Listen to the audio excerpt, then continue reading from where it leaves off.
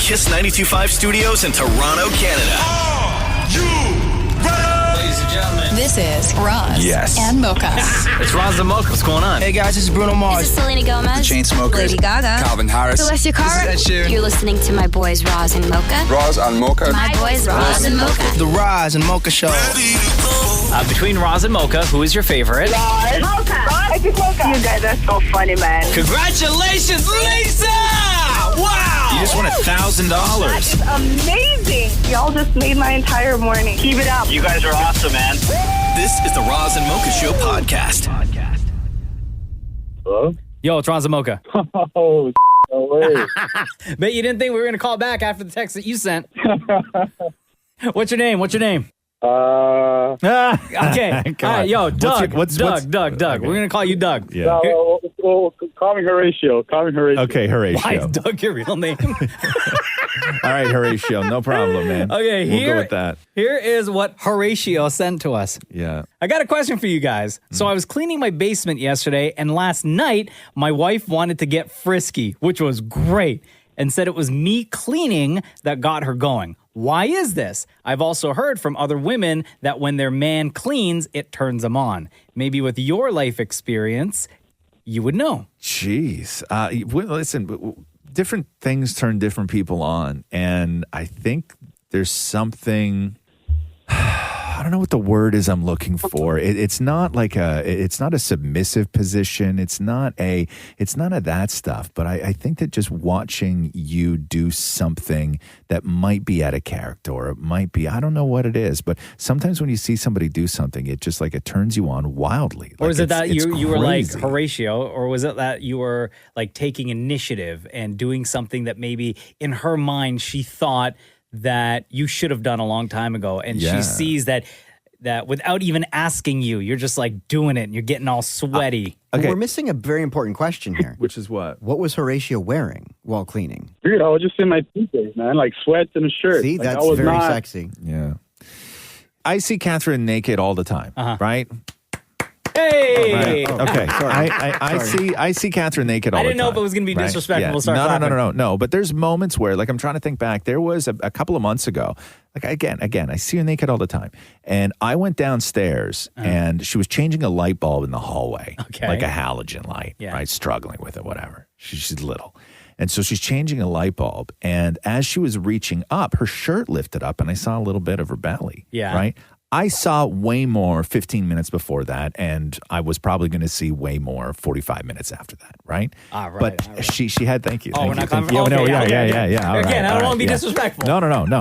And so what I'm saying is, though, she was stretched up like really, really high on her tippy toes, and her shirt came up just a little bit, and I saw just like a little bit of her belly, and it really turned me on. Yeah. And I'm like, but again, like 15 minutes before that, I was like, boobs. Can right? we sidebar for 1 second? Yeah. So when she was struggling with fixing the light bulb, yes, did you offer to help? No. Oh. No, man. I was too busy getting turned on. Okay. Don't you think it would have turned her on to know that you were trying to offer some help while she's struggling to fix a light bulb? Yeah, but then he wouldn't have seen that little bit of belly. No. Here's what you don't do, okay? You don't get on that train. You don't get on the train of I'm available to do things. Okay? When you're not available to do things. You just keep walking to mind your own beeswax? Mind my own business. I'm like, baby, you got this. Okay? I don't mess around with that. Maybe let's get some people to text us. Okay? So it's 925-555. So Horatio was cleaning at the basement. His wife saw him, and she found it to be an incredible turn on. Ladies, why is that? Can I answer as a gay man? Gay guys. Why is that? Go ahead. I'll tell you, when Matthew does the dishes, I find that to be the sexiest thing ever. Why, though? What is it about that? Because it's him in an element that only I see. And I think that's what you were trying to say earlier. Is we're seeing like Catherine changing a light bulb. Only you get to see that. Well, I mean, it's not like it's a private thing. Yeah, she doesn't like draw the curtains for it. Like we don't. I don't know. There was one day not that long ago where I was, I was doing the dishes, and then and it was after dinner, so I helped clean up, and I was doing the dishes and anything that needed to be dried. I dried everything, put it all away, and like wiped down the counters and everything. And Jenna made like a sexy type comment about what I was doing So I get it, Interesting. Horatio, but yes, ladies, 925-555, feel free to text. Oh, I got one more. Well, go ahead, Mario. Oh, also when Matthew's putting on his shoes, and when he kneels down, you could see just the top of his underwear. When you put on your shoes and you kneel down and that sound comes out of you, does that turn him on? No. This is the Roz and Mocha Show podcast. Actually, call Catherine real quick because I don't want to get into her business, but she told me when I was doing something that I looked incredibly sexy. Oh, okay. Oh, what? Like I can't be sexy? But it's exactly what we're talking about. I hate that you know her number by heart. It's so weird, dude. It's so weird. What? Nothing. Hi. Hi, love. How are you? honey? Good. How are you doing? Good. You're on the So radio. weird. You're on the radio, so don't swear, okay? I'll try. We've been talking a lot about how people find things sexy. And we talked to a guy where he had a wild night with his wife after she saw him cleaning the basement. It just turned her on such a wild way. And then I was talking about how I saw you one time changing a halogen bulb in the basement. And even though I see you naked all the time, when your shirt popped up just a little bit and I saw a little bit of your belly, it was very, very much a turn on. And I don't know what it was. You're just doing work, you're doing something. But I was hanging, Catherine brought home a new light not that long ago. And I'm up on a ladder in the dining room changing a chandelier. Okay. Right? I got tools, I got everything else going on. And you told me afterwards what, love? I was like, ooh, that's sexy. Yeah. So why? Why though? Why? We're trying to get to the bottom of this. Yeah. Why What was it is about Roz something hanging that chandelier sexy to you? I feel like it just speaks to, I don't know, something inside. I don't know if it's men or women. I thought it was more of a woman thing where it's look at you getting stuff done. This is amazing. It just feels so good. It's you know what I mean? It's very oh, look at that sense of accomplishment. Oh, yeah, we could have hired someone to do that. And you just right. made some quick work of that. Yeah. You had tools, you did all these things. And also it was I don't know how to change a light fixture in a ceiling. I thought it was pretty impressive that he was I'm just going to go ahead and do that. Give me 20 minutes. I'm going to make some quick work of that. See, and it was sexy though, right? Yes. Yeah. It is. You're very oh my gosh, hello, look at you doing all the things. See, this is what I'm saying. This is what I'm saying. So it's just getting stuff done. I think it's just But getting you're stuff right. done. It's Yeah. Oh, sorry. I was going to say, you're right. It's hard to identify what exactly about it is, what the quality of that is. But you can't deny that you're oh yeah, go you. So once he finished hanging that chandelier, then what happened? Well, we turned it on. Yeah. Oh. The chandelier? What do you think? Yeah. What do you think? What do you? Please. I don't know. I thought Catherine was that so hot and bothered. No. That maybe. No. Her. I got the sense of that everything that was happening, both emotionally and physically, with her seeing me change the chandelier. There was a beginning, a middle, and an end. And by the time I was finished, so were the feelings. Well, I mean, also it was 1 p.m. Yeah, exactly. Yeah. I went down to bed that night, and the ladder was in my spot. She's get up there. I love you. I love you. Okay. And also, this is why you have a radio show. This is how you tell a story. I would have been and Roz installed a light. It was awesome. Yeah, but no, you could put a gun to my head right now. I couldn't even tell you what the light looked like, but I can tell you the look on Catherine's face when I was installing it. Love you, Catherine. Love you. Bye. Here we go. The Roz and Mocha Show. Podcast. I know we're talking a lot about stuff that we've watched over the holidays. Yeah. And one show that before the holidays you were talking up so much that my wife and I watched the entire series in 3 days because it's an easy watch, is Ted Lasso. It's the best show. With Jason Sudeikis. And I don't know why more people aren't talking about this show. Isn't it wild? It is so good. Yeah. The acting in it is great. The writing on it is brilliant. And it's wholesome. Oh. And Ted Lasso, the character, is just exactly what you needed to sort of end off a terrible year, because he's just nothing but optimism and positivity and kindness. And it's incredible. And you don't get characters like that in shows. Anywhere. You just don't. It doesn't exist. And I don't know if a lot of people could have played that character, because he needed to be, overly wholesome, but without being annoying. Like there's a fine line between Ted Lasso and who's the guy that lives beside The Simpsons? Oh, Ned Flanders. Ned Flanders. Yeah. There's a fine line between Lasso and Flanders, True right? say. Yeah. Yeah, same mustache and everything. Yeah, and one of them is annoying and you want to run away from them, and then the other one you want to live with for the rest of your life, which is Ted Lasso. And it's such a beautiful show. It's really, really great. I highly recommend that. What's that? Can I recommend another one? No, we're not there yet. More. Okay, go ahead. Imposters. Okay. Which is what? Okay, so it originated on Bravo. Now it's on Netflix. There's 2 seasons. And it's about this girl who gets married to rich people and rips them off. Okay? And then searches ensue. Okay. You know, okay. You know what? You know what you should do? You should start writing the synopsis for shows on Netflix. You really should. And then we should guess what they are. Yeah. Yeah. Why don't you do that? Can you do that for tomorrow? Can you do that for tomorrow? Do you understand what we're asking? Who? Okay, go. Your homework for tonight, okay, is go on Netflix, okay, and write your own synopsis of popular shows, and we're gonna have to guess what these shows are based on your synopsis. Okay. Okay. There's the one for the imposters. Okay, yeah, that's fine. But just go and do that. Okay. I can't wait.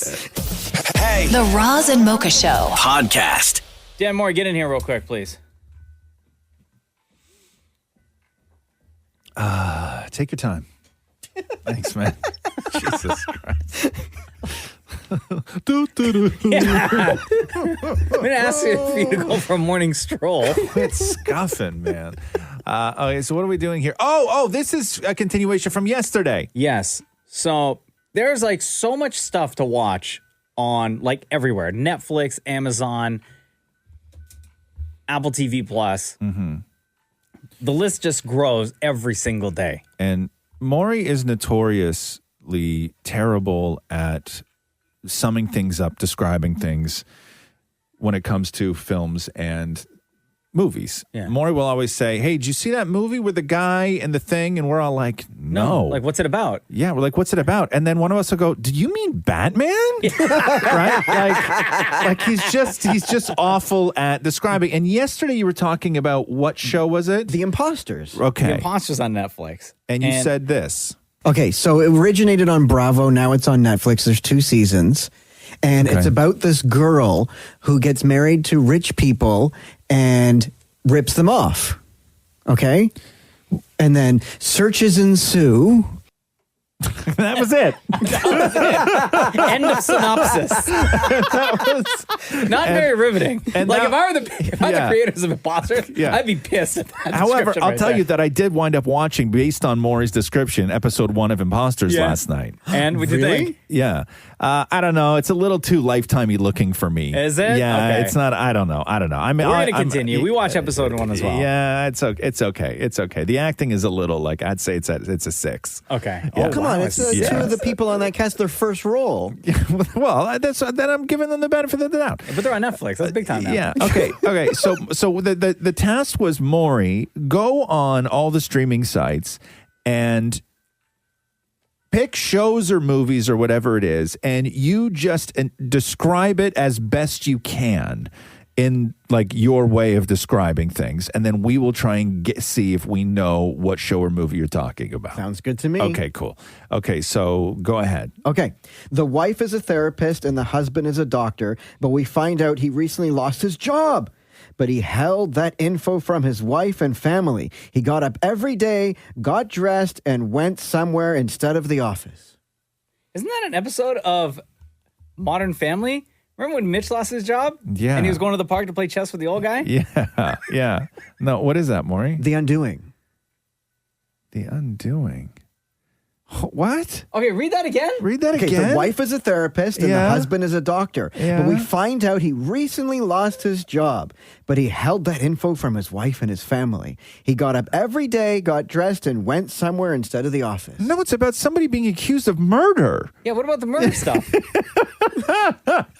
Okay, here we Like go. the whole plot of the thing is figuring out whether or not he did it. I know. It's not the poor man's not unemployed, right? That's not why. That's It's not called why the we're undoing, watching. not the unemployment. Yeah. Okay. A famous fighter guy can't get over the past, so he reopens his gym place.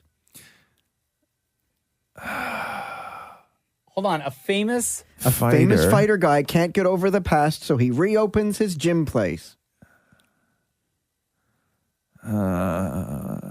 Is it a movie or a show? You don't know, do you? Nope. Okay. So he reopens his gym place? Did you give up? Yeah. Okay, Cobra Kai. Oh my God. Okay. Okay, here we go. On. Thank you. Okay, so this girl with 0 followers on social is hired as a social media expert and wows everyone. She then takes photos of her food and gains followers. I know this one. What is it? Emily in Paris. Yeah. Oh, there you go. Okay. Nothing about Paris, though, huh? Yeah, nothing. Okay, cool. Okay. Uh-oh. Okay. A group of guys with powers are using their powers for the way powers really shouldn't be used. Oh, I know it. What is it? The Boys. Yeah. Oh, okay. Wow. Did you watch that show, Maury? No. Why not? You should. Oh. It's very Well, I watched dirty. a bit It's of it, and it's very- not really about It's boys. very dirty. No. Wow. Wow. Okay, next.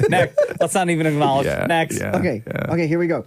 Okay, these families in the days of yore literally spend their days dancing, getting dressed, and fighting over the same guy. It's the same time period as Beauty and the Beast, but different story. You know, I'm going back to the boys. I'm with you. I'm with you, Maury, because that is, if I was you and I saw something on a streaming service that was rated R called The Boys, I would click on it immediately. It would be like if I saw something on a streaming service that was called Every Hot Girl You've Ever Fantasized About, and all of them are exactly your type, and then I watched the show and it was about NASCAR. You know what I See? mean? So don't throw me away. Okay, I get it. Okay, go ahead. Okay, these families are in the days of yore, literally spending their days dancing, yore. getting dressed, and fighting over the same guy. It's the same time period as Beauty and the Beast, but different story. Same time period as Beauty and the Beast. One was Beauty and the Beast. No, but like the... Also not real. Yeah. When was Beauty and the Beast? The days of yore. Oh, okay. I don't know. What is that? Bridgerton. Oh. Bridgerton. One Okay. more. One more description. Please. Okay. A lady who isn't a nurse gets a job as a nurse at a place that isn't really a hospital, where her son or brother is locked up. He falls in love with one of the actual nurses while his sort of sister kills people. Oh, I know this one. What one's that? No way. Yeah, I know this one. What is that? Read the description again. I know it. Okay. A lady who isn't a nurse gets a job as a nurse at a place that isn't really a hospital, where her sort of brother is locked up. He falls in love with one of the actual nurses while his sort of sister kills people. Oh my God. Ratchet. Yeah. Oh wow. Really, huh? Bro, you could work for Netflix writing these descriptions. This is the Roz and Mocha Show podcast. What's your favorite season? Now, I know that Summer. Thank you. I know that if you ask people in Canada what the favorite season was, I would say vast majority of people, except for those who like to ski and do stupid things like that. Wow, why you hate skiing so much, It's bro? dangerous. No, I'm kidding. Look at me. I'm not built for skiing, man. Except not really. Okay? Yeah, except not. I'm not built for skiing. What about I'm not- snowboarding? Would you ever do that? Hell no. He's too tall. I would not strap myself to anything. Nothing. Okay? No, that includes a horse and a snowboard and what else do you strap yourself to, Bed? Maury? No, Maury, don't answer. Here's the problem. When you asked Maury to come in here? I knew I shouldn't have mentioned skiing. Okay. Anyway, so if you polled Canadians, Yeah. I think vast majority of people would say summer. But it's interesting when Absolutely. you start looking at a place like the U.S., where there are places in the U.S. that don't get a winter, that don't get snow. So when you poll people who live in a country where there's varying sort of climates, you get really different answers. And this was a U.S. poll, and they asked people what their favorite season was, and it was a 3-way tie between fall, spring, and summer. Oh man! So nobody likes winter. Nobody at all. likes winter. Even in a even when you're in California. Yes. And the winter Yeah. there is not the winter that we get Yes, here. exactly. Yeah. So, so that was spring got 30%, fall got 29%, summer got 28%, winter had just 10%. Oh. Yeah, but most people voted for spring, though. Really? Yeah, because you're in places where summer's just too damn hot. Oh, I guess. Right? Sure. Summer's just too damn hot. Sorry you suck, winter. Wow. Here we go. The Roz and Mocha Show. Podcast. Big day in the Northwest Territories, in Nunavut, Northwest Territories. The sun set for the final time in 2020 in early December, and the sun returns today after more than a month of darkness. Wait, what? Yeah. Because it's that time of year where they go for a long stretch with just no sun. And then the opposite happens later in the year. I couldn't do that. Oh, where they just get all daylight? Yeah. So for this time of year, you can't have plants? No, you can. You just have to have those lights inside. Oh, can you imagine? We have one of those in our place. Do you? Yeah, for the plants. Yeah, and it works really well. The plants love it. Yeah. They absolutely love it. So what time is the sun going to rise? So 1:39 p.m. and it will set at 2:23 p.m. What? Less than an hour of sunlight? 44 minutes. You got to plan ahead. So what do they all do? Do they like all go outside and soak it up? Yeah, can't I right guess. now, I Could you guess. imagine? Could you But imagine then you when get the sun 45 go- minutes a day? Could you imagine that somebody sends you a Zoom meeting request? Oh. You know what I mean? And you're like, bro, we have 44 minutes of daylight Yeah. today and you want to talk on Zoom? No. Move it after. And then they're like, oh, my day is jammed. Yeah. This is the only window I have. My day is jammed. So what happens after the sun goes down at almost 3 o'clock in the afternoon? Then Then I it guess- shows up when? So tomorrow at what time? Same time? Yeah, at the same time. Like almost, Wait, what? almost 24 hours later, like 23 hours later. So you get 45 minutes of day. That's it every day? That's it every day. And then it gradually winds up getting longer. Why would you want to live there? Well, they pay you to live there in a lot of Yeah. times. Like if you go to Yellowknife and stuff like that, they'll pay you to live there. I mean, you got to pay $75 for a box of strawberries, but they'll pay you to live there. Are they fresh? How fresh? No, they're not. Where they come 3 from? airplanes. How fresh can strawberries be that took 3 airplanes to get there? As long as they're delicious. This is the Roz and Mocha Show podcast. Northwest Territories. That's far, man. And there are times of the year, like now, where the sun will set and then that's it for weeks and weeks and weeks and weeks. Yeah, just darkness, blackness. All day. It's just nighttime all the time. And that's what happened in Inuvik, Northwest Territories, where David Morey made some cold calls. The sun came back yesterday, 1:39 their time, and then set at 2:23 p.m. their time. Like, I'm talking 1:39 p.m. Yeah, it's 44 minutes of daylight. Things are looking up, though. 44 minutes. The sun's going to rise again What today. do you do? What do you do with that 44 minutes? There's so much you can do. Is there, though? Don't let the opportunity go by without taking advantage. Put on your Ray-Bans. Get outside. The sun will rise again today. So yesterday it was 1:37. Yeah. And the reason why I said, 1:39. And the reason why I said it's going to get better is that today the sun is going to rise at 1:27. Oh. Interesting. Okay. So they get like what, almost an hour of they daylight today? So now they're getting, the sun is going to rise 12 minutes earlier than it did yesterday. There we go. So to celebrate the fact that the sun rose in the Northwest Territories I couldn't yesterday, live David there. Morey made I some would cold go calls nuts. to some folks out there. Hello? Hi, how are you? I'm well, thanks. Awesome. This is Maury calling from the Roz and Mocha Show, and I'm calling to celebrate with you your first day of daylight in like a month. That's right. Well, I guess it's kind of like being in a bar and the hottest guy walks in the room, right? I wouldn't know. I haven't been in a bar in so long. What have you planned for this amazing, momentous moment of light? So let me just pause there and let everyone just let that sink in. Yep. This amazing momentous moment of life. Yeah. Amazing, momentous moment of light. All right, we all got that? Yeah. Cool. Nothing really. Like, are you going to go outside and read a book, do some jumping jacks? I guess what? There might be snow. You're going to make a snowman. Like, you got to plan ahead for these little moments of light. Yeah, well, I mean, right now it's minus 36 with wind chill, so I'm not going to spend as much time outside as someone might want to. But hey, I may open my blinds.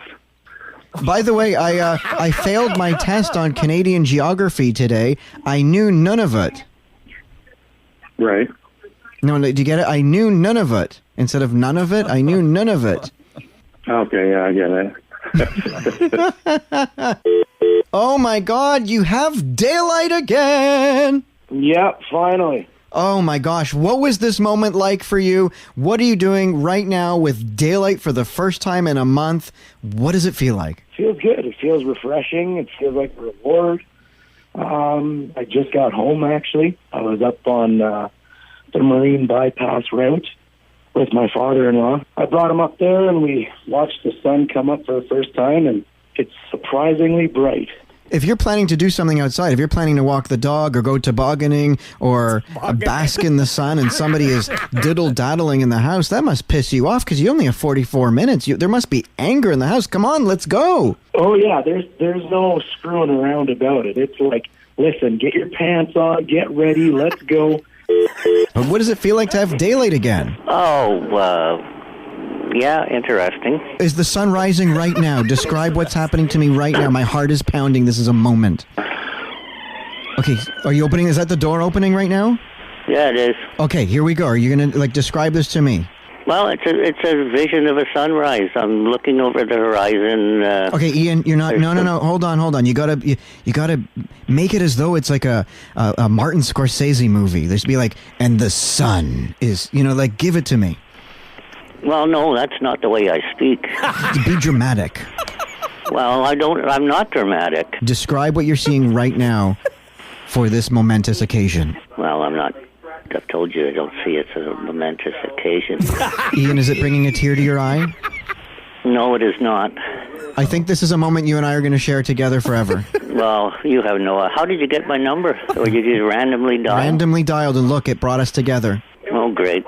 Can I give you a joke? Sure. I went on a date with a Nunavut girl once. She wanted to take it to the next level, but I wasn't really into it. Yeah. But do you get it? Like, instead of into it, it's Inuit? Yes, I know. I you did got get the it. entrance. Okay. Oh, okay. This is the Roz and Mocha Show podcast. Hello, it's Roz and Mocha. Hello, Happy New Year. Hey, Fabian, Happy New Year, brother. How are you? Oh, I'm fantastic. How are you guys? Good, man. How are the holidays for you? Oh, amazing. Yeah, family's good? Everyone's good? Everybody's good. We're all good. We're all safe. We're all as healthy as could be for what we're living in this world, but, we're good. Yeah. And how healthy is that weed that you're growing? Oh, bro, you didn't see? Because I'm so happy I got a comment by Roz on my Instagram, bro. So... Fabian, for the past few weeks, has been growing a strain of weed legally. Yes.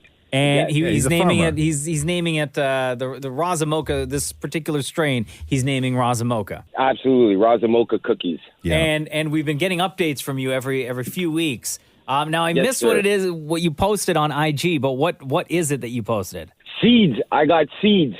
Oh, What does so that is even that a mean? good thing? Is What that a does good that thing? even mean? You got seeds. So the process was I got 2 female plants, and I reversed 1 female plant to go back into a male so I could get pollen, so it could mix with the other plant to get my strain. Okay. The So I Roz did plant that. and the Mocha plant hooked up finally. Absolutely. So they hooked up finally, and now I have seeds. So in a couple of weeks, those seeds are the actual Raza Mocha cookie strain now. Oh. So they're here. Roz, we're having a baby. Okay. Yeah, okay. And when I saw the comment that Roz went, dude, I started screaming. My wife's like, what the heck are you so excited for? I'm like, Roz commented on my post. She goes, why is that so important to you? I'm like, Roz doesn't comment anybody's post on Instagram. Nobody's. I said, unless you're a home improvement guy, I go, you don't get comments by Roz. That's so when great. I got that comment, it made my day, man. So like I said, That's guys, great, in a man. couple of weeks, it's here, man, and I'm going to be giving these away for anybody that wants to try them. All right. And that's it, man. They're here. It's here in a couple of weeks. So- Raza Mocha cookies. So Well, have you we're been honored. have you been getting requests from people across the country wanting this particular Raza Mocha strain? 100%, 1,000%. I got people even in the States. I don't even know if they know you guys, but they want to try it. You need to figure out some sort of I don't even know what it is, portal or something where people can leave like reviews for it that other people can go and read the reviews. You know what I mean by that? That's what I'm trying to do. That's exactly what I'm trying to do. I want to get anybody that does grow it to give some reviews about it and make sure everybody, you know, they give reviews so we know if it's good or not. Yeah. I have, like I said, I have a team of growers that I started on Instagram now. And we're like 25. We're 25 deep, so I'm giving everybody a bunch of seeds for them to try. Yeah. Wow. And then, like, yeah. This is gonna be a big thing, guys. Wait, man. like Everybody- regular seeds or Raza Mocha seeds? Raza Mocha seeds, so that we can pick the perfect plant. Oh wow. And try to reproduce those seeds again, so we can get the perfect plant. Wow. But you have to see these plants; they're purple, man. Yeah. Both of them are purple, man, and they smell very sweet. Like on it. Oh, yeah, is right. I can't wait to smoke it. Oh, there you go. And the support I got from you guys, man, I flipping love it, man. You guys are so awesome. And all the people out there that are supporting me through this, everybody's so awesome, man. Very awesome, man. I love you guys, man. There you go. You know we love you right back, Fabian. Thanks for checking in, bro. No problem. You guys have a great week, man. This is the Roz and Mocha Show podcast. I'm just going through the story of Ontario license plates that were rejected from 2020. Ooh, okay. People here we go. people try to sneak a bunch of stuff through, right? So between January 1st, 2020 and December 15, 2020, there were a lot of phrases and sayings and sort of acronyms that people tried to get through and were rejected. I was always shocked with what you can't put on a license plate. There's like a lot, like they're really strict with what you can put on a license plate. Some of the rejected plates include WTF 2020. Yeah. And then FOLYHUCK. Huh? Hold on. Spell that again? F- Let me write that down. F O L L Y H H U U C C K. Oh, I get it. Foley Huck. Yeah. Yeah. Foley. Yeah. Okay. Bro.WTF. How could that not get approved? I don't know. That one seems pretty innocent. I know. FUC0VID. What? F? Hold on. Okay. F FUC0VID. Oh, yeah. Okay. Yeah, denied. Oh, Yep. I'm going to cross that off the list. Yep. Denied. Yeah. W. Okay, hold on. Okay. W. WEARMASK. Oh, wear mask. Wear mask. Why would that get denied? I don't know. That to me is more of like a healthy message to be sending out to people. Right. Okay. Also, WINE4. WINE4ME. Wine for me? Yeah. That got denied? That got denied. Also, one PH ATA SS. One fat ass. Okay. I love that. One fat ass. Okay. This one also got denied. Okay. Denied. Ready? Okay. MO ISTL Y. Moistly. Right. That got denied as well. I wonder why. Yeah, I don't know. This is the Roz and Mocha Show podcast. Man, I can't believe while Dr. Dre was in the hospital after suffering a brain aneurysm on Monday, that people, once they found out that news, tried to break into the man's house. So is that true? Apparently. Oh, my God. LAPD officials said that the suspects were stopped by undercover officers after a pursuit. But his West LA home was the target, it says here, of an attempted burglary on Tuesday night. Jeez. Can you believe that? You can't do anything. You can't Like the man was in the hospital because he had a brain aneurysm. Yeah, like you can't say anything. Like anywhere on social that you say that you're gone or you're on vacation or whatever. Like your house becomes a target when you're down there. Completely. It's crazy. But who sees Dre had an aneurysm and then their immediate reaction is to go and start lifting things from the man's house? I remember when brutal, man. my family and I went to Florida when I was a kid. Yeah. March break. Yeah. Our house got broken into. No. Mm-hmm. And the only thing stolen was stuff from my room. No. And I think I know who did it. No, you don't. Yeah. You think it was like a friend of yours that you It told? was a guy I went to high school with. That you said that you guys were going to be in Florida. Yeah. And And at the time, he was my best friend. Really? Mm-hmm. No. Is it? You still know him or no? No.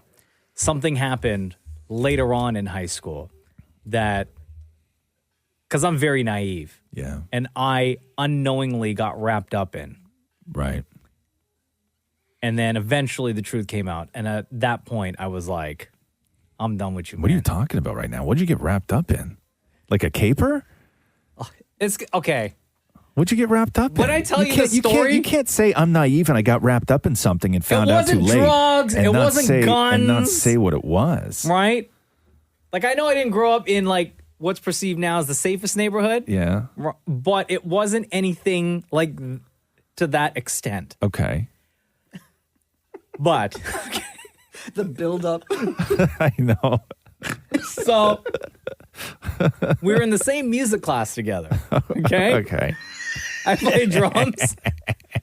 And I think he played clarinet. Sounds rough. Or no, he played trumpet, right? Okay. Yeah, we lived a hard life back then. Okay.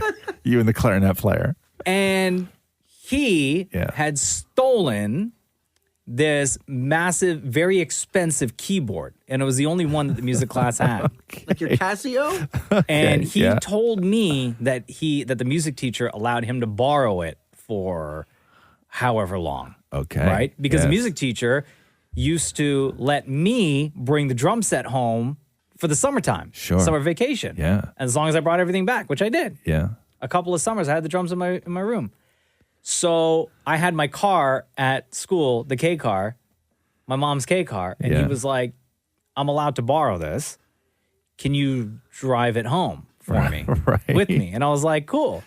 And then I find out a couple of weeks later, because the teacher pulled me aside and was like, here's the situation. I need to know if you were involved. Because what this guy did was take the keyboard and sold it to another student. Oh. So Doesn't it have the school sticker on it? So I was the driver in this heist. In the keyboard heist. Unknowingly.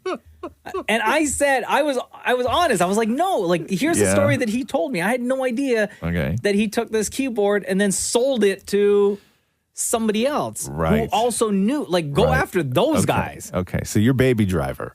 Right? I was baby driver. Yeah, I told you. I'm sorry, guys. It wasn't an exciting story. I apologize. Here we go. The Roz and Mocha Show podcast. Is Celine on hold? Celine Dion, the great. I know we've been saying all day that we're talking to Celine Dion on the show, and that is no lie. Celine Dion is on hold. Celine Dion, a.k.a. Thomas Dodd. This was the wildest story over the holidays. I've been drunk, but I've never been this drunk. I've never been as drunk as Thomas Dodd was when he, without even remembering, legally went online and legally changed his name to Celine Dion and had no memory of it. Hello, are you there? Hello. Is this Todd or Celine Dion? I don't know even, like, what do we call you? Do we call you Thomas? Do we call you Celine? Like, what's up? It's Celine. It is. Okay. I guess legally it's Celine. I love this story. So explain how you got so drunk over the holidays that you legally changed your name to Celine Dion. So it was Christmas Eve, and my friend had bought me a magnum of champagne, which I wouldn't normally drink. Good friend. So I was I was sat watching TV and I was clicking through YouTube watching concerts. I'd watched Michael Jackson, and the last one that I remember watching was Celine Dion. So it was in Vegas, and started at the start, and then next thing, well, I think I remember going to bed, but I don't think I do. And I thought that was it. A few days later, I had some posts come through the post, and there was some certificates inside an envelope, and these were deed poll changes. So there was a new name change came through, and that's how I found out. So you went online drunk? Wait. Apparently, yeah. Wait. So the Magnum of champagne, right? That got you so drunk that you changed your name legally to Celine Dion. Did you drink that all by yourself? Well, yep. Oh my God, that's like a liter and a half. Of I know, and when champagne. you're dealing with that size of a bottle, and somebody asks you how much you drank, you don't give your answer in glasses, you give it in pounds. Right?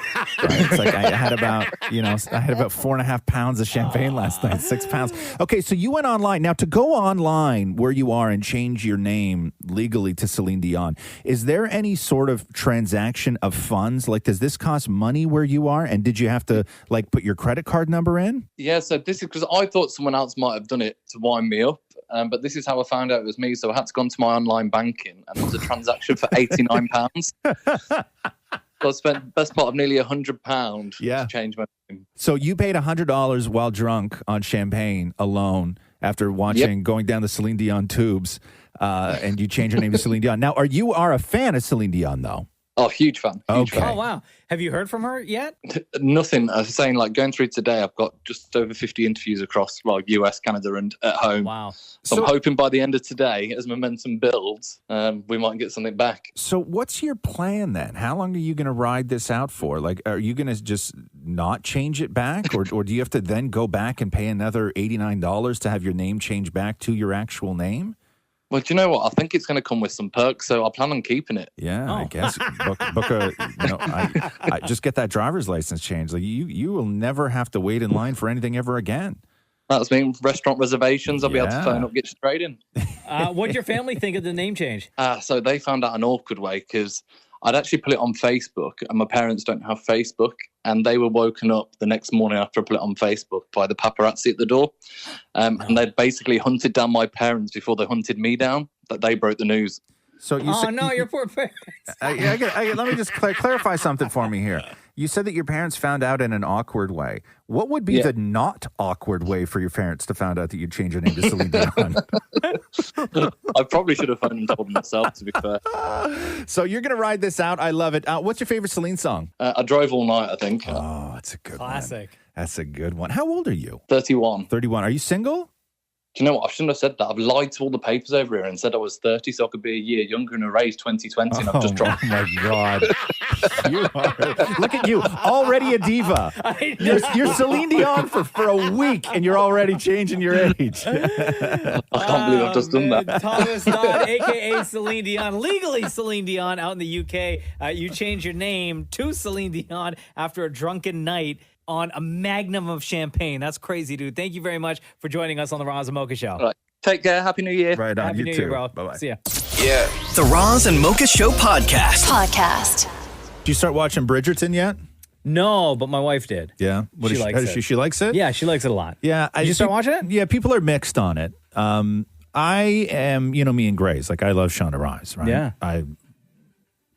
But I had a hard time with Bridgerton. I just wasn't in the right headspace for it when I sat down to watch episode 1, and I didn't like it at all. But Really? I think that I didn't like it because I wasn't in the right headspace for it. Okay. And so I'm just going to give it a minute, and then I'll kind of go back to it. Because it's too old-timey? No, there was just something about the pacing of it that I just wasn't in the. I didn't have the attention span for it. Okay. To get interested in a whole new thing.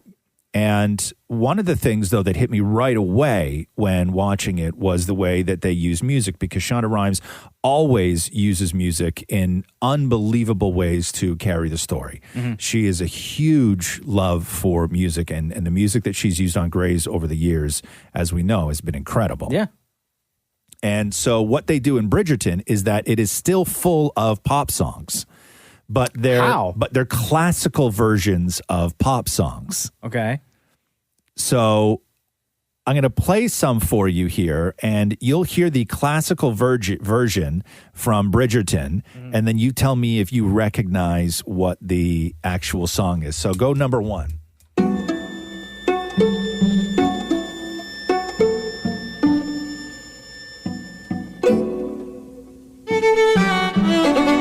Oh. Yeah. That's Ariana Grande. Thank you, next. Yes, correct. Is it? Yeah. This is in Bridgerton? Yeah. In what context? It's just, no, because they use music just like throughout the show, that like they do on Grey's. Like there's so much music in the show. Yeah, this is Thank You Next. Am I right? Yeah. It is, So here's right? the answer. And yeah, of course it is. Yeah. Thank you, next. Okay. Okay, go number 2. Okay, number 2.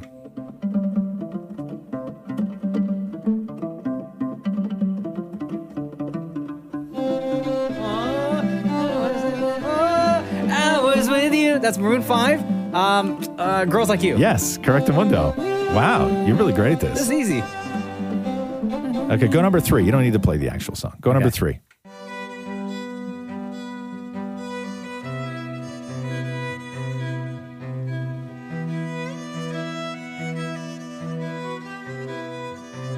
Is it Monster? No. No.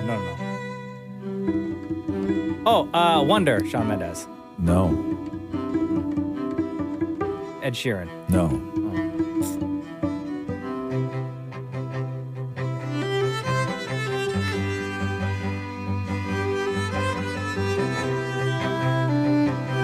Oh, man. Okay, Hold on, wait, okay, no, okay, hold on. okay, I'm gonna get this. Hold on. Okay. Oh, I know it. Okay, hold on. Go. Oh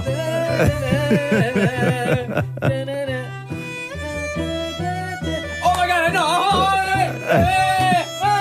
Is it in my blood? Yeah! Shawn Mendes, right? In my Okay, blood? yes. Okay. Okay, go number 4. Man, I know me some Shawn. Okay, Come on, bro. go number 4. Number 4.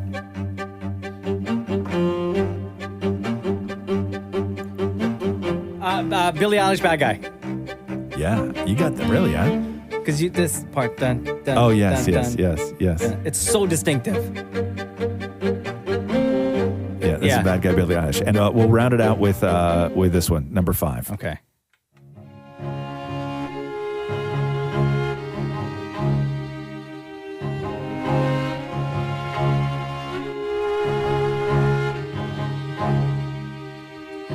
Oh, boy.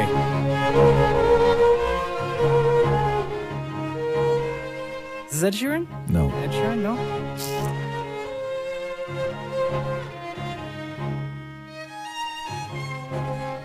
Oh, it's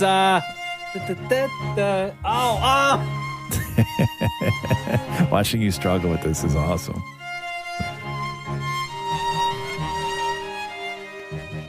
Oh, Taylor Swift, Wildest Dreams. Yeah! Right? Rosy cheeks. Yeah, when it gets to the main part, you figure it out. Yeah. But that's all the music in the show. Yeah. It's Yo, great. I love that. Hey. The Roz and Mocha Show. Podcast. One of the other big things on Netflix right before everybody went on holidays was The Prom debuted. And if you remember the headlines from The Prom, it got a lot of negative reaction right out of the gate because of James Corden being cast as a flamboyant gay character. Some of the headlines: James Corden's performance in The Prom condemned as homophobic. Quote, "It's not brave." Vanity Fair said James Corden should have been banned from The Prom. The Guardian says James Corden proves why straight actors should think twice before playing gay characters. Now, Andrew Reynolds, who is openly gay, who was also in The Prom, he actually came out and defended James Corden and what Ryan Murphy was trying to do with that character and with that movie. But here's a clip from The Prom with James Corden. The point is, you are brave. Okay, you made all this happen. When you walk into that gym tonight, you know what people are going to see? They're going to see the bravest person on the planet. This This is so hard. Does every girl go through this? Yes. All across town, girls are spraying on their tans and whitening their teeth, trying to look the best for the prom. Could we please go shop?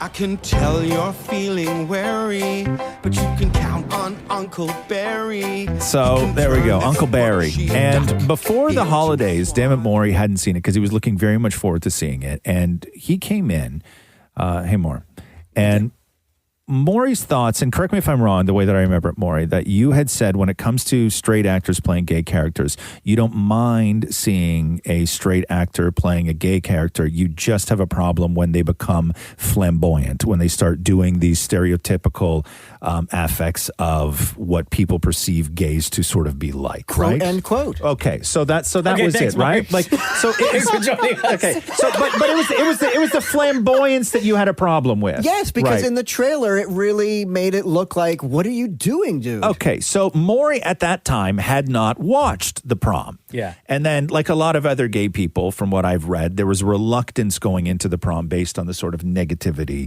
that had already sort of been laid out ahead of it. So did you watch The Prom overhaul? I did. And what did you think? It was one of the best movies I've ever seen. No.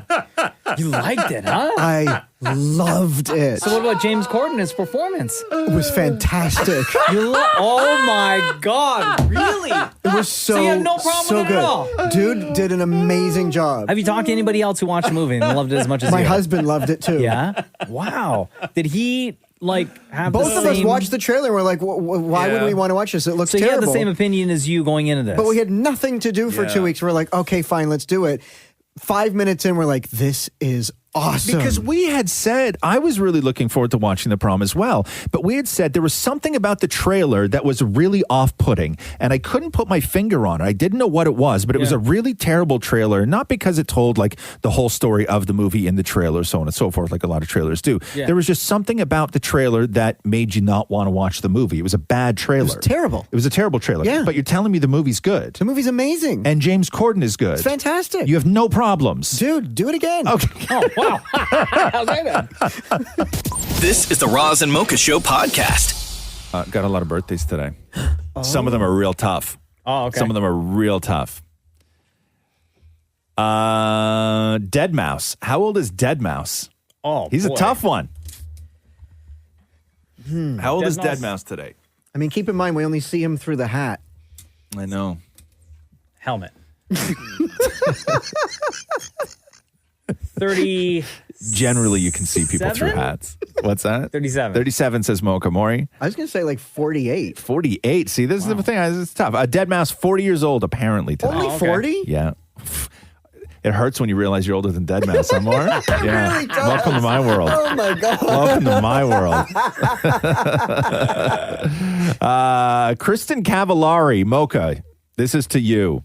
Me? Why me? Why you? Come on. Where do I know her from? Oh, stop. Do you want me to move on? You never heard of her? Never. Okay. Kristen Cavallari is 34 years old. Yes, she is correct. 100% bang on. You idiot. You got that right on the head? Never heard of her before. Okay. Carrie Ann Inaba. Ooh, from Carrie Ann the Inaba View is... or The Talk, and No, also Dancing with the Stars. No, but she's a host on the Talk. The Talk. On the talk. Yeah. 43. Maury. I was going to say 28.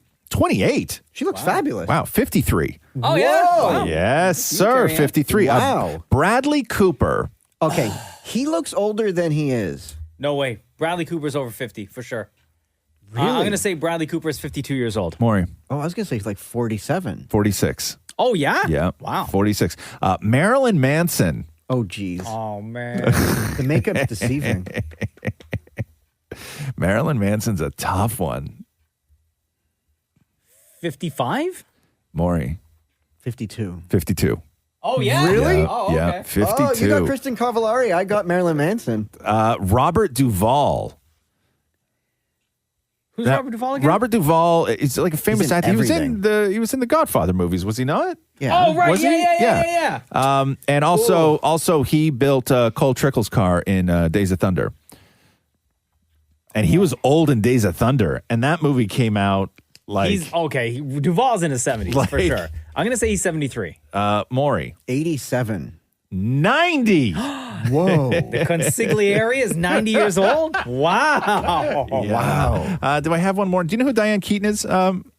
Oh, yeah. She's like a mom in a lot of movies. And Wasn't stuff. she recently, you know her in a holiday movie, The Family Stone? What movie is that?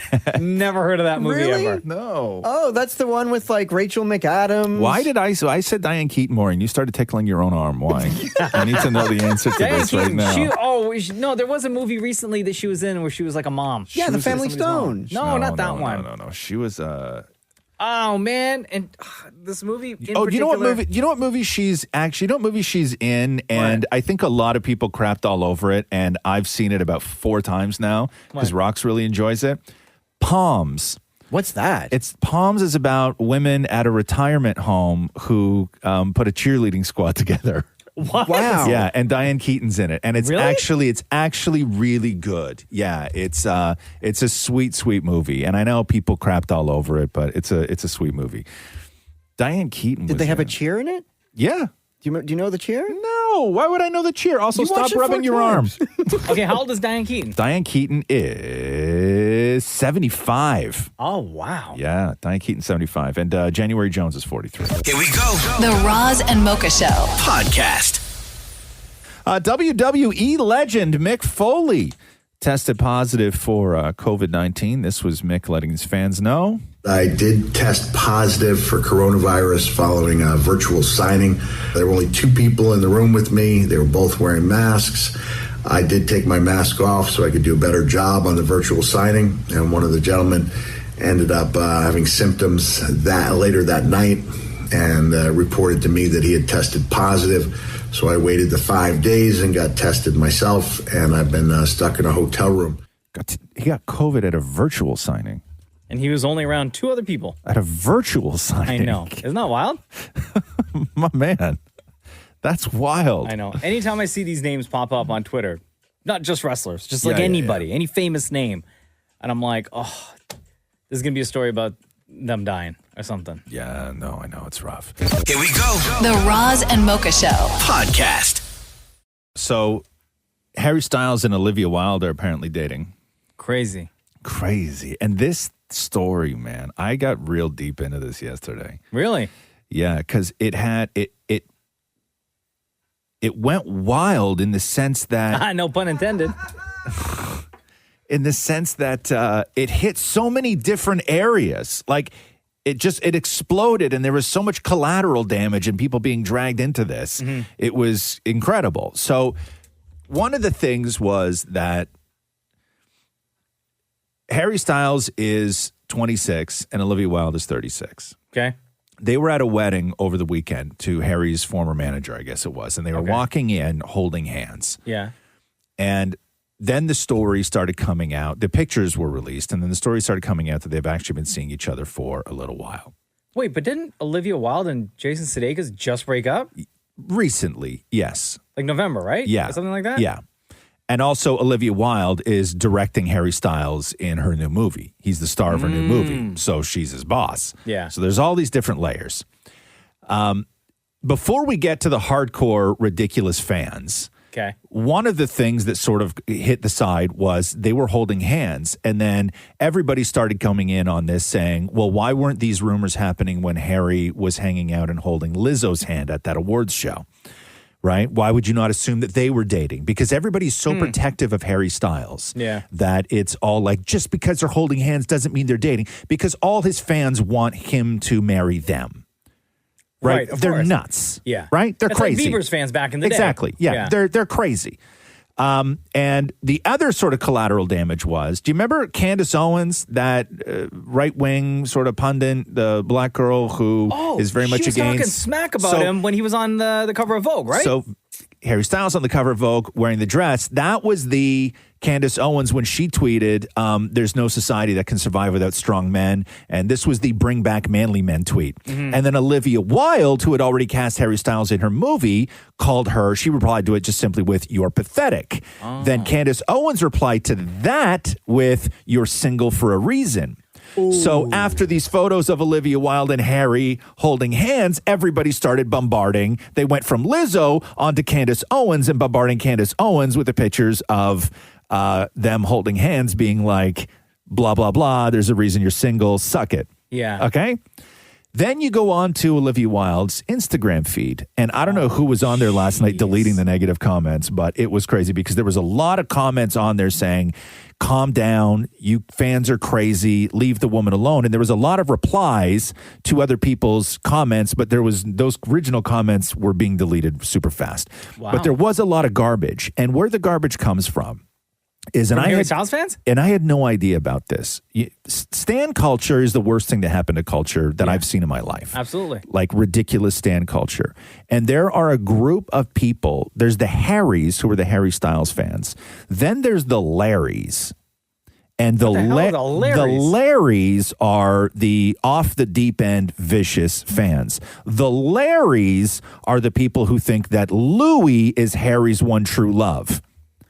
Oh, come on. Okay. You can't be serious. Oh, I am dead serious. His former bandmate. Yes, I am dead serious. There is a large section of mad fans who want nothing for Harry Styles other than for him to wind up with his one true love soulmate, Louis, from One Direction.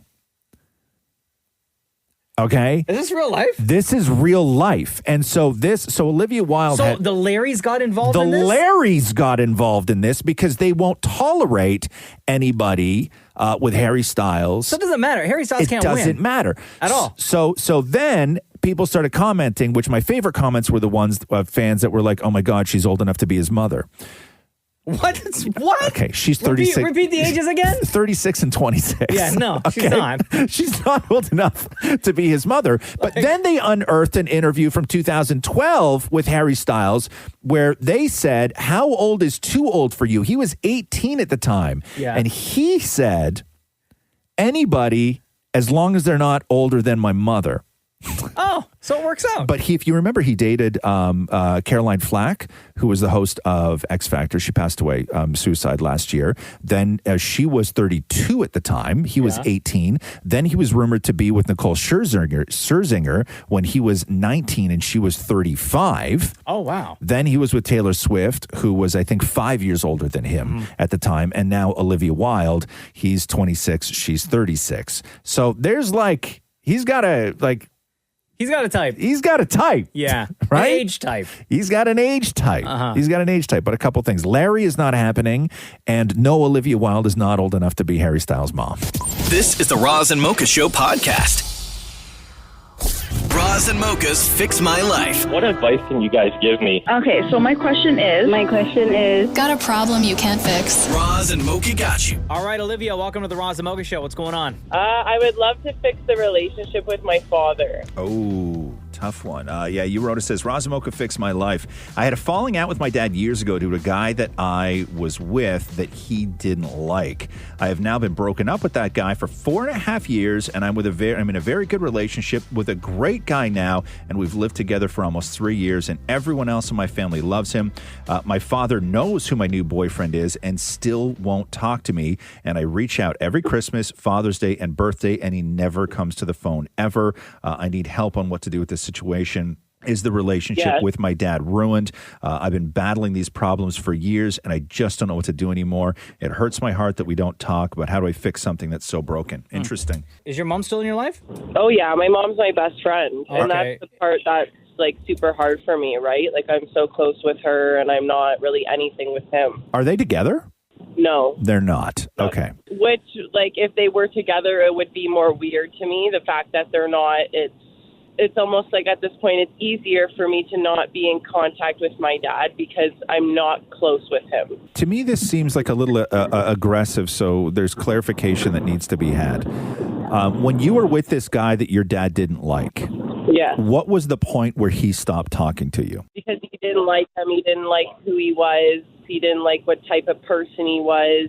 He was older than me, too. That was one of the things that bugged him, 2 to 4 years older than me. And oh my God, 2 to 4. That's not old at all, though. That's not old. No. And it really it bugged him. He wasn't my age. He wasn't right for me. He didn't like his job. He didn't like what he did. Therefore, he didn't like him. So he just one day, your dad just stopped talking to you when you were with this guy? We got into a huge fight. He like showed up at his front door and like we had it out, and it wasn't very good. It was actually really bad. Okay. And he showed up like not in a sober state, which made it even worse. Right. And what did you say to him?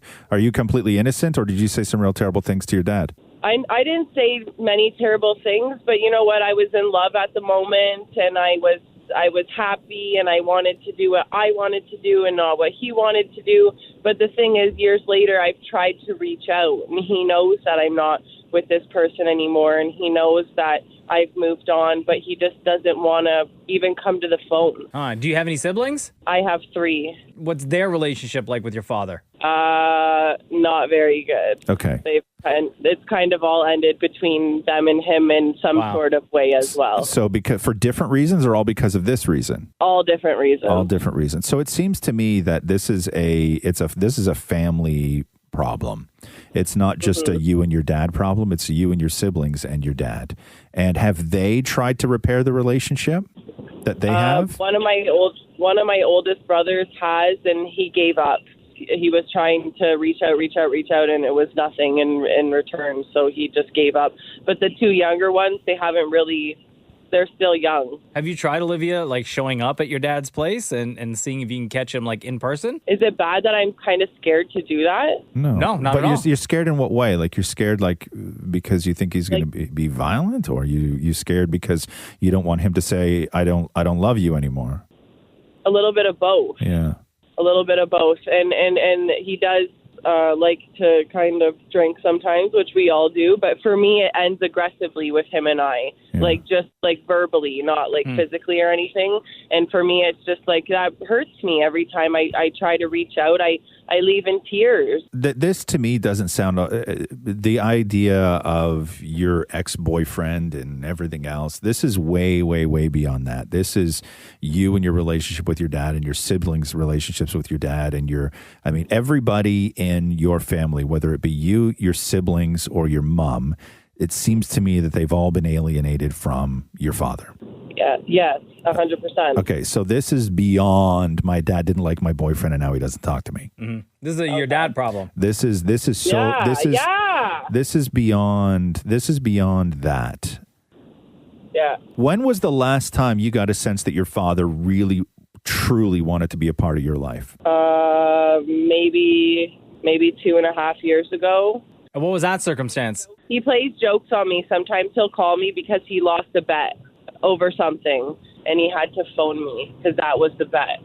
That if he had lost, he had to phone his daughter. The last time you talked to your dad, he called you because he lost a bet? Yes, and for me, that was so heartbreaking. It was like, that's why you phoned me. Relationships are, you don't get to pick your parents. That's one of the facts of life, right? And not every you really don't. And not every parent is a great parent. Some people have crap parents. And I'm not saying your dad's a crap parent, but not everything is perfect. And any relationship, you can't continuously run the circles of a relationship that only hurts you. Because then I think like it's my fault. What did I do? Yes, of course it is. Of course you do. And your siblings feel the same way. And I'm sure at some time your mom felt the same way. But the initiative has to come from your father as well. And it doesn't sound like that's going to happen anytime soon. No, thank you, Mocha. Yeah.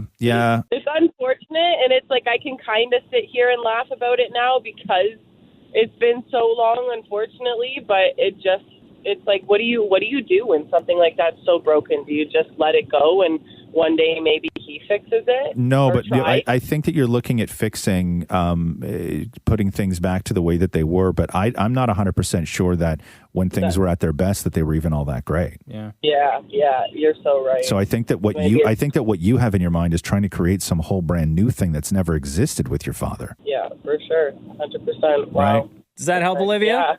Yeah, that helps a lot. You know what? It just gives me, like, I don't really talk to many people about this, so it just kind of gives me a second opinion, and it makes me feel better. It makes me feel like I'm not the root cause of this. No. Because there's days where I get down on myself, and I think, this is my fault. Mm-hmm. And my boyfriend convinces me a lot of the time that it's not, and it's just nice to hear from somebody else that I'm not crazy. Right. Yeah, you're not. Don't worry about it, girl. Your dad was right about your ex, though. Yeah. Hey, Ron, you're a smooth dude. Don't forget that. Oh, shut up. Lots of love, Olivia. Thank you very much for joining us today. Thank you so much. Bye, guys. Roz and Mocha's Fix My Life. On Kiss. Did you see the story of these two social media influencers that are feuding because they both named their babies baby? Hold on, what? No. Okay. So there's one woman named Jessica Hart and there's another woman named Sasha Benz. Okay. And they've been they were formerly great friends. And I guess now they are. They said that they've put it behind them. But one of them named their baby, B-A-B-Y. And the other named their baby, B-A-Y-B-I. Okay. Okay. Baby.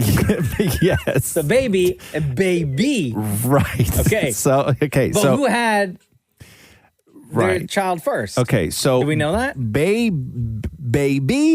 I believe, came first. Oh, okay. And then baby came second. Okay. But they were friends, and when baby was born, the one friend, Jessica, was like, oh my God, that's such a great name.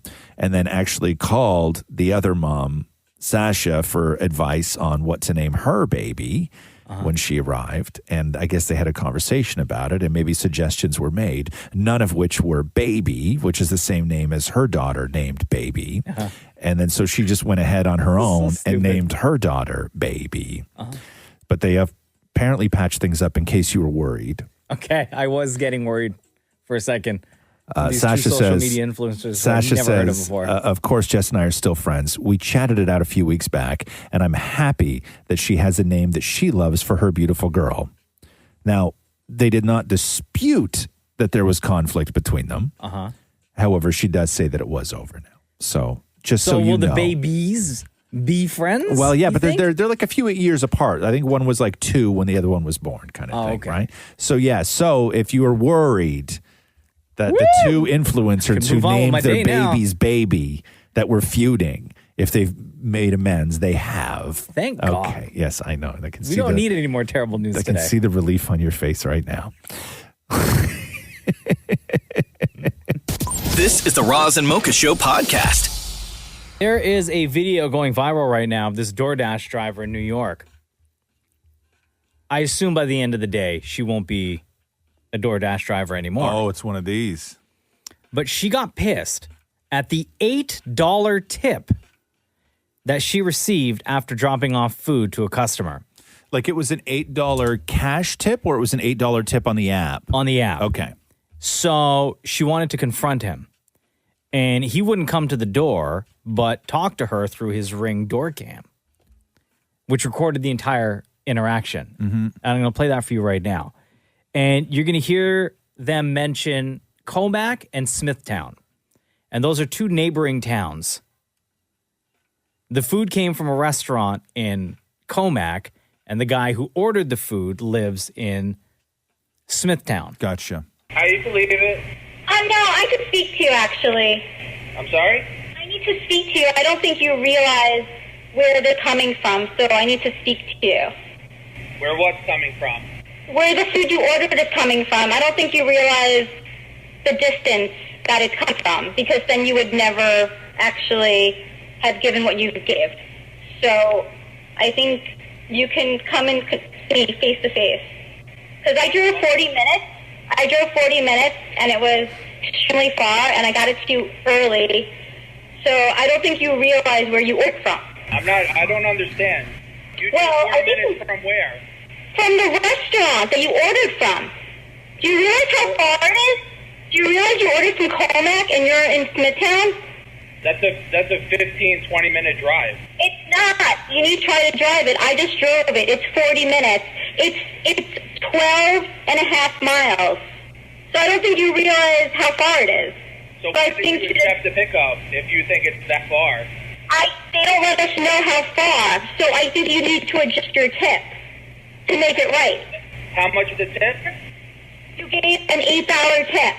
What the hell are you looking for? I gave an $8. Okay, I'm going to bring the food back. Okay. Is she kidding? So she then picks up the Wow. bag of food off the porch and Wow. walks away with it. Wow. And leaves. Wow. And a lot of people are saying, in defense of this guy, because now they know where the restaurant is in the town that he lives in, Yeah. people were mapping it out, as did this guy, and say, no, the customer is actually correct. The drive averages 12 to 15 minutes. And also, if you are a delivery driver, before accepting that job, that pickup and delivery, it tells you where the pickup is, where the delivery is. I don't know if it does.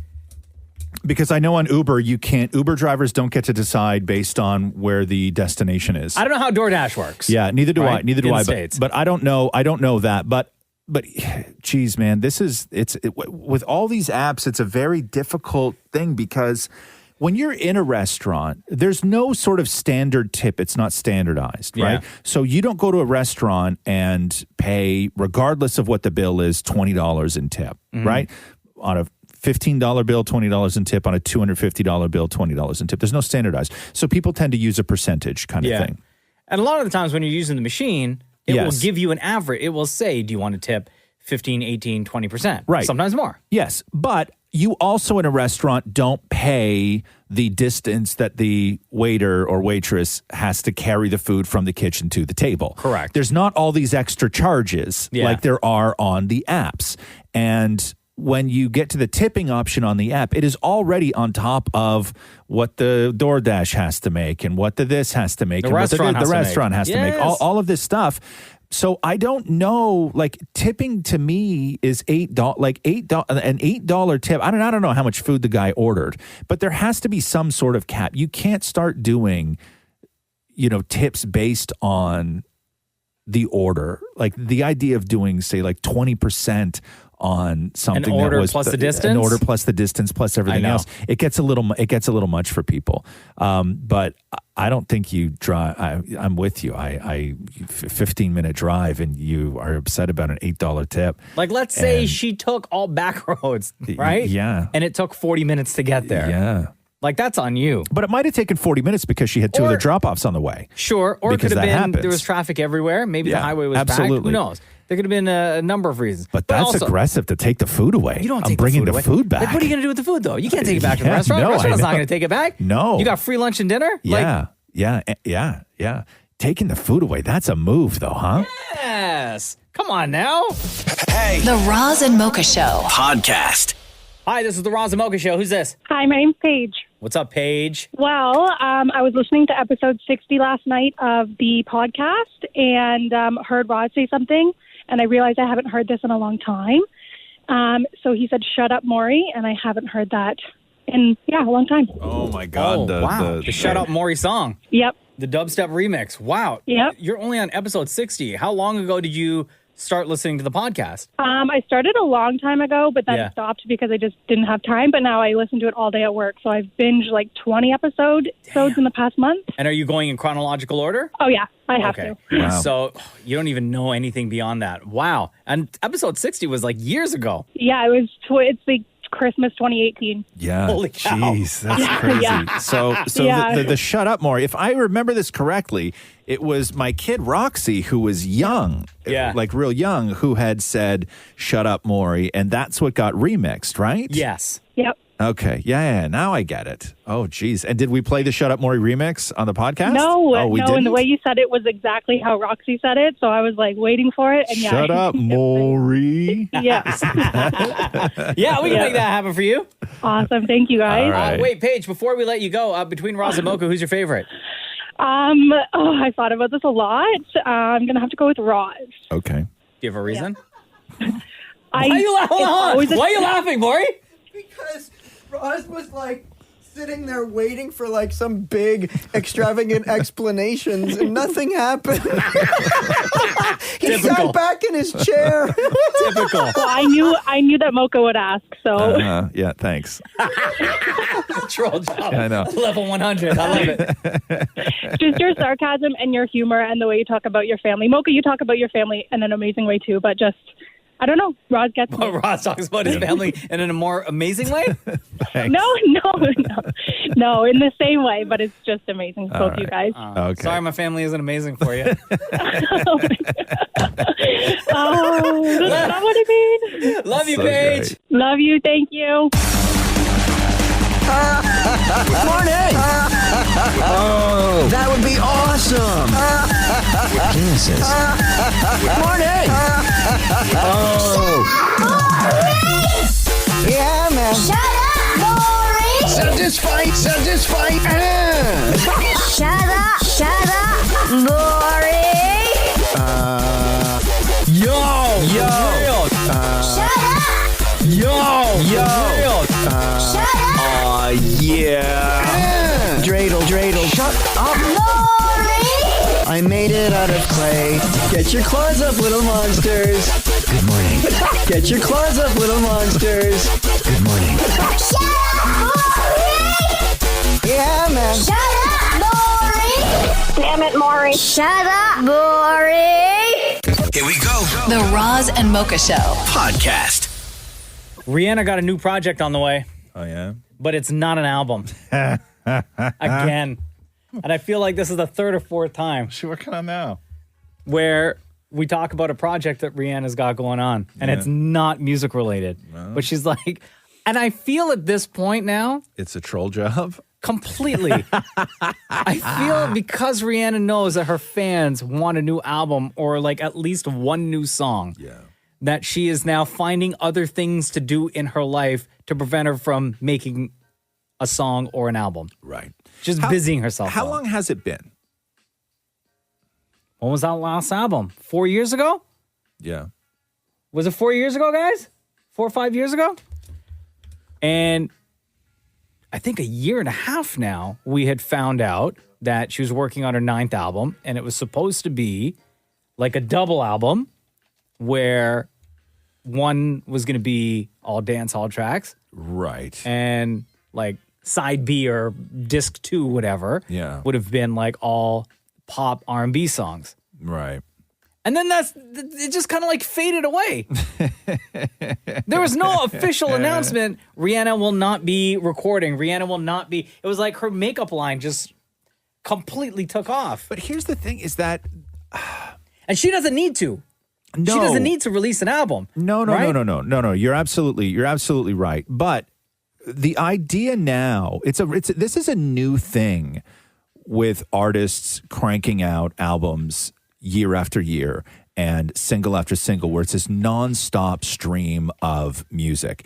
It was very normal years ago for somebody to go 3 years in between albums. Mm-hmm. It was very normal, and nobody would complain. 4 years, even, right? Like you would anticipate it. You would know it was coming, but 3 years was nothing to wait in between albums. And now you can't go a season without new material. No, not at all. Rihanna's last album was Anti, and that was released in 2016. Yeah. But she had released since 2005 one album a year. Yeah. Up until like 2010. Yeah. Yeah. And then it was like every year and a half. You got or spoiled. Whatever. You got spoiled. And now we're Right? getting a cookbook. I know, a cookbook. I know, but I'll tell you, this is my thing though. It's like I'm interested in Rihanna. I think that everything that Rihanna does is a smash. I really like her taste in things. Yeah. Right. I like the place that she's carved out for herself. I'm very interested in the cookbook. Yeah, I know you want the record. I know you want the record. I'm kind of excited for the cookbook. Okay, too, so this is my thing. Do they say what's in the cookbook or no? It's all Caribbean dishes. Oh, see, there we go. Right? So I'm okay with that. I would Yeah. love an album, but I'm also okay with the Rihanna cookbook as well. The Roz and Mocha Show podcast. Roz and Mocha's Fix My Life. What advice can you guys give me? Okay, so my question is... Got a problem you can't fix? Roz and Mocha got you. Hi, Emily. It's Roz and Mocha. How are you? Good, how are you guys? Doing great. You're out in BC, right? Yes, I am. All right. Shout out to everyone in BC. So what's up? Well, I'm terrified to move to Toronto with my boyfriend. Oh, yeah, you wrote us this. Hey, Roz and Mocha, Fix My Life. You and your boyfriend have been dating for about 3.5 years. And he's the one who actually introduced you to us. Oh, nice. Which is great. Yeah. You said that when you started dating, you dated for around a year, long distance, and then he moved to BC for you. And you said it's been about 2 years now in BC, and he wants to move back to Toronto. And you say that you need advice on if you should uproot your entire life and actually do it, especially because you are terrified having never left BC before. Well, he sounds like a smart guy because he introduced you to us. Thank you. So you should Oh my probably just goodness. move. He loves you guys. Okay, so a couple of things. One, when it comes to uprooting and moving for love, there's a couple of questions that you should always ask yourself or even ask each other as a couple. And question number one is, would they do that for you? And you're in a unique position where you already know the answer for that, which is yes, he would. He would do that for you, right? Yeah. Because nobody ever wants to feel that they are willing to give up more or compromise more in a relationship than their partner does, because Right. that breeds resentment, and that will never end well for you. And then the other thing is moving doesn't fix problems. So if there's problems existing right now that are prompting the move, a move isn't going to fix any of those. It's probably going to make those problems worse. Right. Okay. So when he left Toronto to move to BC for you, did he leave everyone and everything behind and he came out there solo? Yeah, he's Okay. born and raised in Toronto. His whole family is there, and all his family is pretty much his best friends as well. Yeah. So when he left, he pretty much left everything. Kind of like me, he was born and raised there, so all of his life was there. The only person that was here in BC was his brother. Okay. So that was something good to know. But then his brother moved back to Toronto as well. So now there's no one. Are you going to be able to have a life outside of your boyfriend if you move to Toronto? I mean, I would hope so. I would love to make friends and kind of get to know. I think it's just so scary. I've never moved so far away. What about work? And yeah, with work as well. I mean, I do have experience in a couple of fields, so I feel it would be easier, although I'm so happy in my job right now. So that's why it just worries me a little bit. Have So you that's have you the looked thing. into getting a job in Toronto? And does your boyfriend, does he have something lined up already as well? He does. He's a Oh, okay. pipe fitter. For him, I feel it would be really easy. I think it would just be harder for me, especially not knowing where to go, when I have to go to interviews maybe. So that's kind of scary. The great thing that you have going for you right now is all of that stuff, all of those interviews, everything is all happening over Zoom. So nobody's going to ask you to fly because nobody's going to have you come in anyway. I would say this, and that is I would maybe line up a job before you move. Before I fully move. Okay, perfect. Yeah, Yes. I would at least get some really good leads on what you can do before, because you're going to get here, and Toronto is a very overwhelming place. And I think that the one complaint that people have, or the one thing you notice about people who didn't grow up directly in the city or even just outside of the city, is Toronto takes a very long time for it to feel like home. Oh my goodness. There's people I know people so that have big. lived. I know people that have lived in Toronto 20 years and they still don't call it home. Really? No. Wow. Yeah. What do your family and friends think about all this, Emily? What have they said? Well, my friends are very supportive. They love me and Moses, so they totally agree that I should kind of change it up a little bit and see where life takes me. Now, my family, it's a bit more difficult because I do have a very young sister. So it kind of breaks my heart to leave her. And my mom and my dad are definitely not very happy with that decision. Do they like your boyfriend, though? They do. They Oh, okay. really do like him. I think it's just hard. They're very traditional Hispanic parents, so the children don't really move away. Right. Until it's time for marriage. Yeah. Yeah. Yeah, it's tough. It's tough. You're in an interesting position, but I don't think it's a bad one. I think that one of the things that you guys should maybe discuss is, and maybe you don't have to have a huge conversation about it, is that this may not even be the last time that you guys both uproot and move somewhere else. Interesting. Just look at this as adventure part 2, and there may be a part 3 and a part 4. that's something kind of that I mentioned to him, because I know he really wants to move back to Toronto for his family. Yeah. He's really close to them, which is a little bit opposite of me, because I'm not very close to my family and I don't have a big family. So I know for him, it's really being close to them. And I told him as well that maybe they might move away one day. And you've never been to Toronto? I actually have. When we used to do long distance, I used to visit all the time. Yeah, it's tough. Hey, I mean, you guys sound like you're in love, and you know, he moved there for you, and to me, it kind of sounds like you do want to move with him. Yeah, I think so. I think I'm just scared, like, to feel like alone, maybe, or to feel a little bit like scared and intimidated in such a big area. Let me just give you one piece of advice before moving from Toronto. Okay. Don't make the mistake that other people who are from BC do when they move to Toronto, which is drone on and on and on and on about BC. Oh my goodness, that's so true, though. It's so true. She knows. Emily knows. Okay. I promise I won't even mention Vancouver. Vancouver's the past. Hey, Emily, and I'll tell you what, if you do decide to make the move, then feel free, if you're ever feeling lost or scared or confused about anything, you just call Roz and Mocha, okay? You just give us a call anytime. Oh my goodness, thank you so much. We'll help calm your nerves, okay? Thank you. This means the world. Thank you so much. Roz and Mocha's Fix My Life on Kiss. How's everybody feeling? Good? Yeah, I had an egg yesterday. I can't eat eggs anymore, I don't think. Why? I don't know. You're at the point in your life where you can't have eggs anymore? Yeah, I get egg belly. What's that? I don't know. It doesn't sit well with me anymore. What kind of an egg? I just made like a scrambled egg yesterday. What'd you put in it? Just egg. No salt, pepper? Yeah, no... I put salt and pepper on everything. Did you add something to it that you don't normally add? No, just butter. Weird. And only eggs. Only eggs. You didn't mix it with milk or anything? No. What about smoked salmon? No. Smoked salmon? I put smoked salmon in my scrambled eggs. Oh. How much money do you make, bro? I know. What are you, the mayor? Smoked salmon? It's a bougie egg. I love smoked salmon and scrambled eggs. Really? Oh, it's the best. Did you have that growing up? All the time. You did, huh? Oh, my God. Who made you smoked salmon and scrambled eggs? My grandmother, and it was usually on the funeral platter. You went to a lot of funerals then, huh?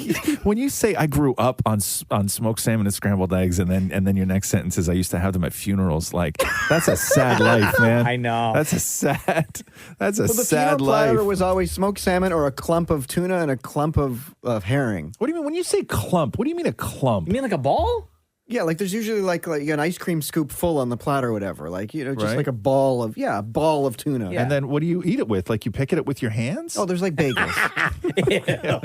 Could you imagine? You didn't walk up, you take a handful of tuna? A hunk of tuna? That's you don't like that? No, that's when you don't like to share, right? Yeah. Like bowl of chips is fine. Sure. Everybody picking at tuna. But what's the difference though? Like a handful of tuna? What's the difference? You tell me right now, what's the difference? Okay, if there's a bowl of chips on the table. Yes. Okay, and you and Maury are in the same room, and you both walk up, and you put your hand in the bowl, and you grab some chips. Maury puts his hand in the bowl and grabs some chips. Then right beside that on a separate plate, there's a ball of tuna. You say that you're not going to share it? Well, there's a big but difference. why? But what's the hang up there, though? Chips are a hard substance, whereas tuna is like a liquidy, sort of moist substance. No. It's about sharing. It's Okay. not about grabbing it with your hand. It's about sharing it with somebody with your hands. Like if there was no utensils, you were expected to pick at it with your fingers. I would have no problem with that. Not even like a spoon? No, Like I no can't even spoon. dip a No. No, you cup your hands. You would walk in and you'd go, "Oh, I smell tuna," and then you would look over and Maury would have just pinched a little bit off the top, and then it would be your turn after that. And if you want tuna, you got to use your fingers. You wouldn't do it. At that point, I'd just say I'm allergic to fish. You would, huh? Here we go. The Roz and Mocha Show podcast. So the Weeknd finally took off all the bandages in He's his okay now? in his new video. Yeah.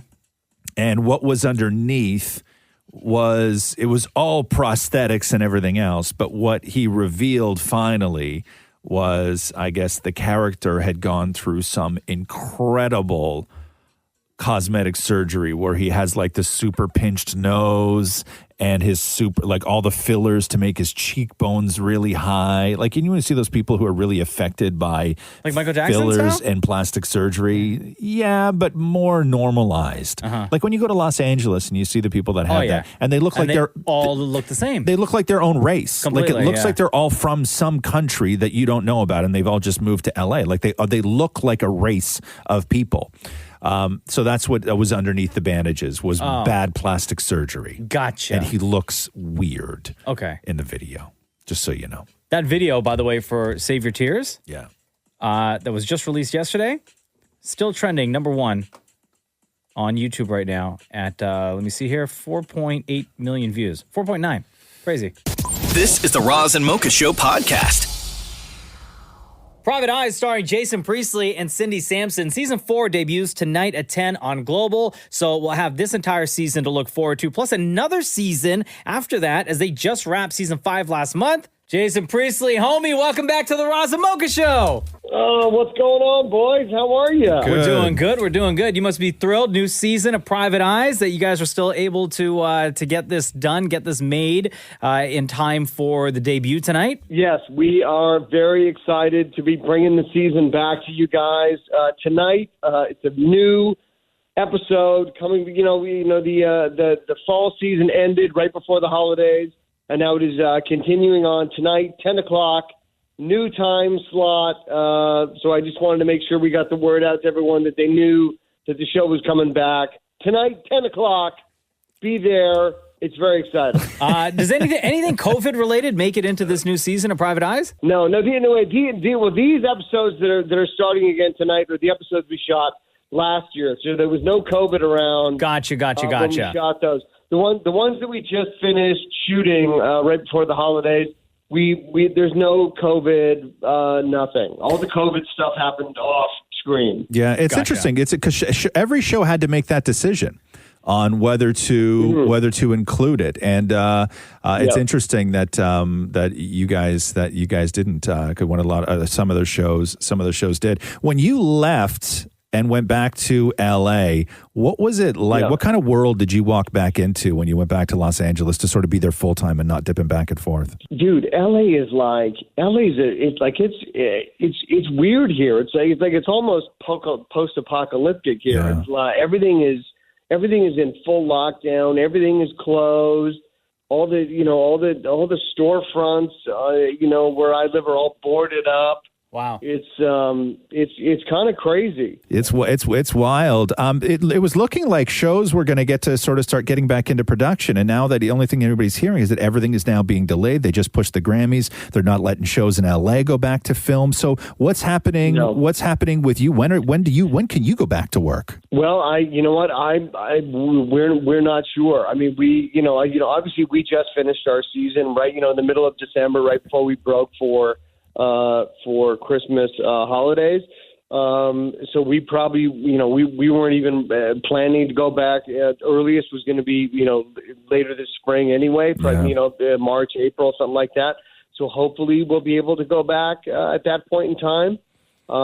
Fingers crossed, because, this season has been very successful for us. And, we love bringing our show to the people. And, certainly at this time, it's great to have a show like ours that's light and funny and that people enjoy watching.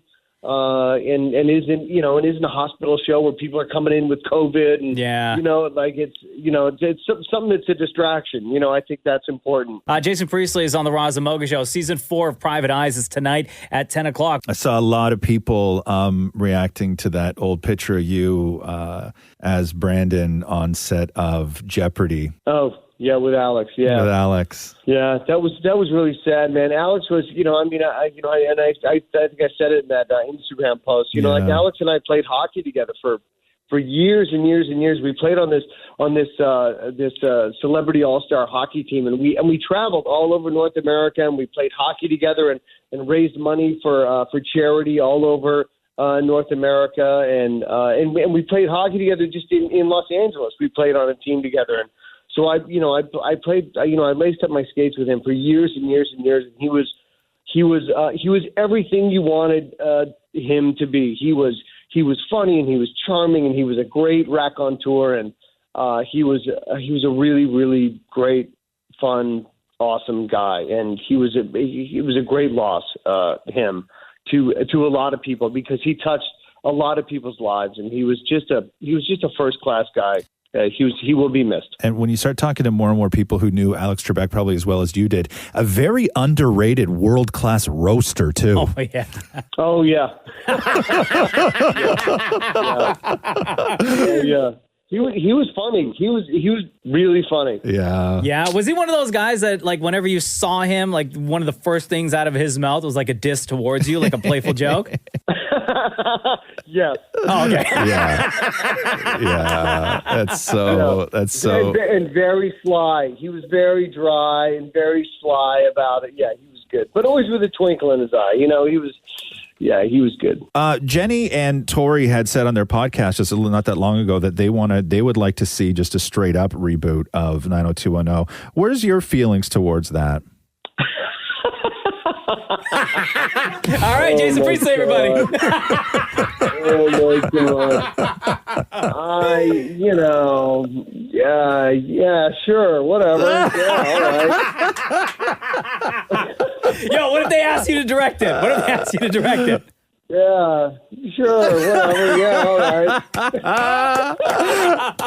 right. Before we let you go, your Instagram and your social feed during the first lockdown was so entertaining because it was you let your foodie freak fly and everything was just all food all the time. Are you getting back to that now, do you think? Well, you know what? You know what? Yes, I'm going to get back to that. I had to get through the holidays. I think I'm going to have to get back to that because it was really fun for me to document all the fun stuff that I was making. I have been making lots of awesome food. I just haven't been documenting it very well. I apologize to all of my foodie friends, but I'll be better. It's hard. That's it's hard to my New do. Year's resolution. I'm going to be better on my Instagram. I promise I'll be better. It's hard to do because to get one great shot of what you cook for dinner on Instagram, by the time you eat it, it's goddamn cold. Yeah, it's freezing. That's right. There's a lot of pressure, man. I'm really feeling the pressure. Private Eye Season 4 episodes return tonight, 10 o'clock. Jason Priestley, always a pleasure having you on the Roz and Mocha Show. You know we love you, man. Thank you, guys. Love you. I'll talk to you soon. Here we go. The Roz and Mocha Show Podcast. Line 1, you're on the air. Hey, how are you, Mocha? What's up, buddy? Who's this? It's Rob. What's going on, Rob? Not much, man. Just wanted to know if I could do the news. Oh. Yeah, baby. You sound pretty confident, bro. Yeah, man. I got that throat. Throat's ready. Okay, you got that trout. Yeah. All right, you know what to do. All right, Mocha, you ready? Yeah. Let's do the news! Here you go. I ain't got no problem with that one. Bravo, sir. Thank you, Rob. All right, do I get to see who's my favorite is? Oh, sure. Yeah. Between Roz and Mocha, who's your favorite? All right, Mocha, you're the best, but Roz reminds me of my dad. I'm good with that. I love you both, bro. I love you both. Yo, just out of curiosity, how old is your dad? 63. Okay. And does he wear tight pants and he's grumpy all the time? Oh, tight pants, scarf, and loves his hair. Okay, shut up. Don't call. Thank you for calling. Call back anytime. Thanks a lot. Love you guys. Bye. A Roz and Mocha Show and Kiss 92.5 News Break. Over 1.4 billion WhatsApp calls were made on New Year's Eve. Of course. I could see that. Jesus. My WhatsApp was blowing up. Was it? You have WhatsApp? Yeah, man. That's crazy. I have one group chat. Yeah. With a bunch of folks that I went to elementary school with. No, you don't. I do. You do not. I do. Really? Yeah. Wow. And then, like, conversations just keep going every single day. Really, Yeah, huh? every day. I don't know if anybody that I went to elementary school with has my number. Yeah, that's your choice, not theirs.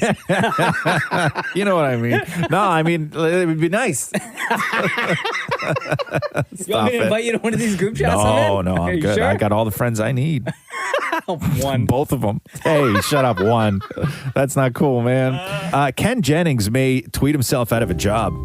No, what happened? Yeah, so Ken Jennings has a history of saying sketchy things. I thought Ken Jennings from the very beginning was just not the right person to take over Jeopardy because he's not charming. And I'm not saying that charming is everything, but you have to have that thing that makes you likable. And there's something very unlikable about Ken Jennings. Because he's like a robot. And there's a lot of things that are very, very unlikable at Ken Jennings when you start going through his tweet history. And I'm not a huge fan of going through people's tweet history.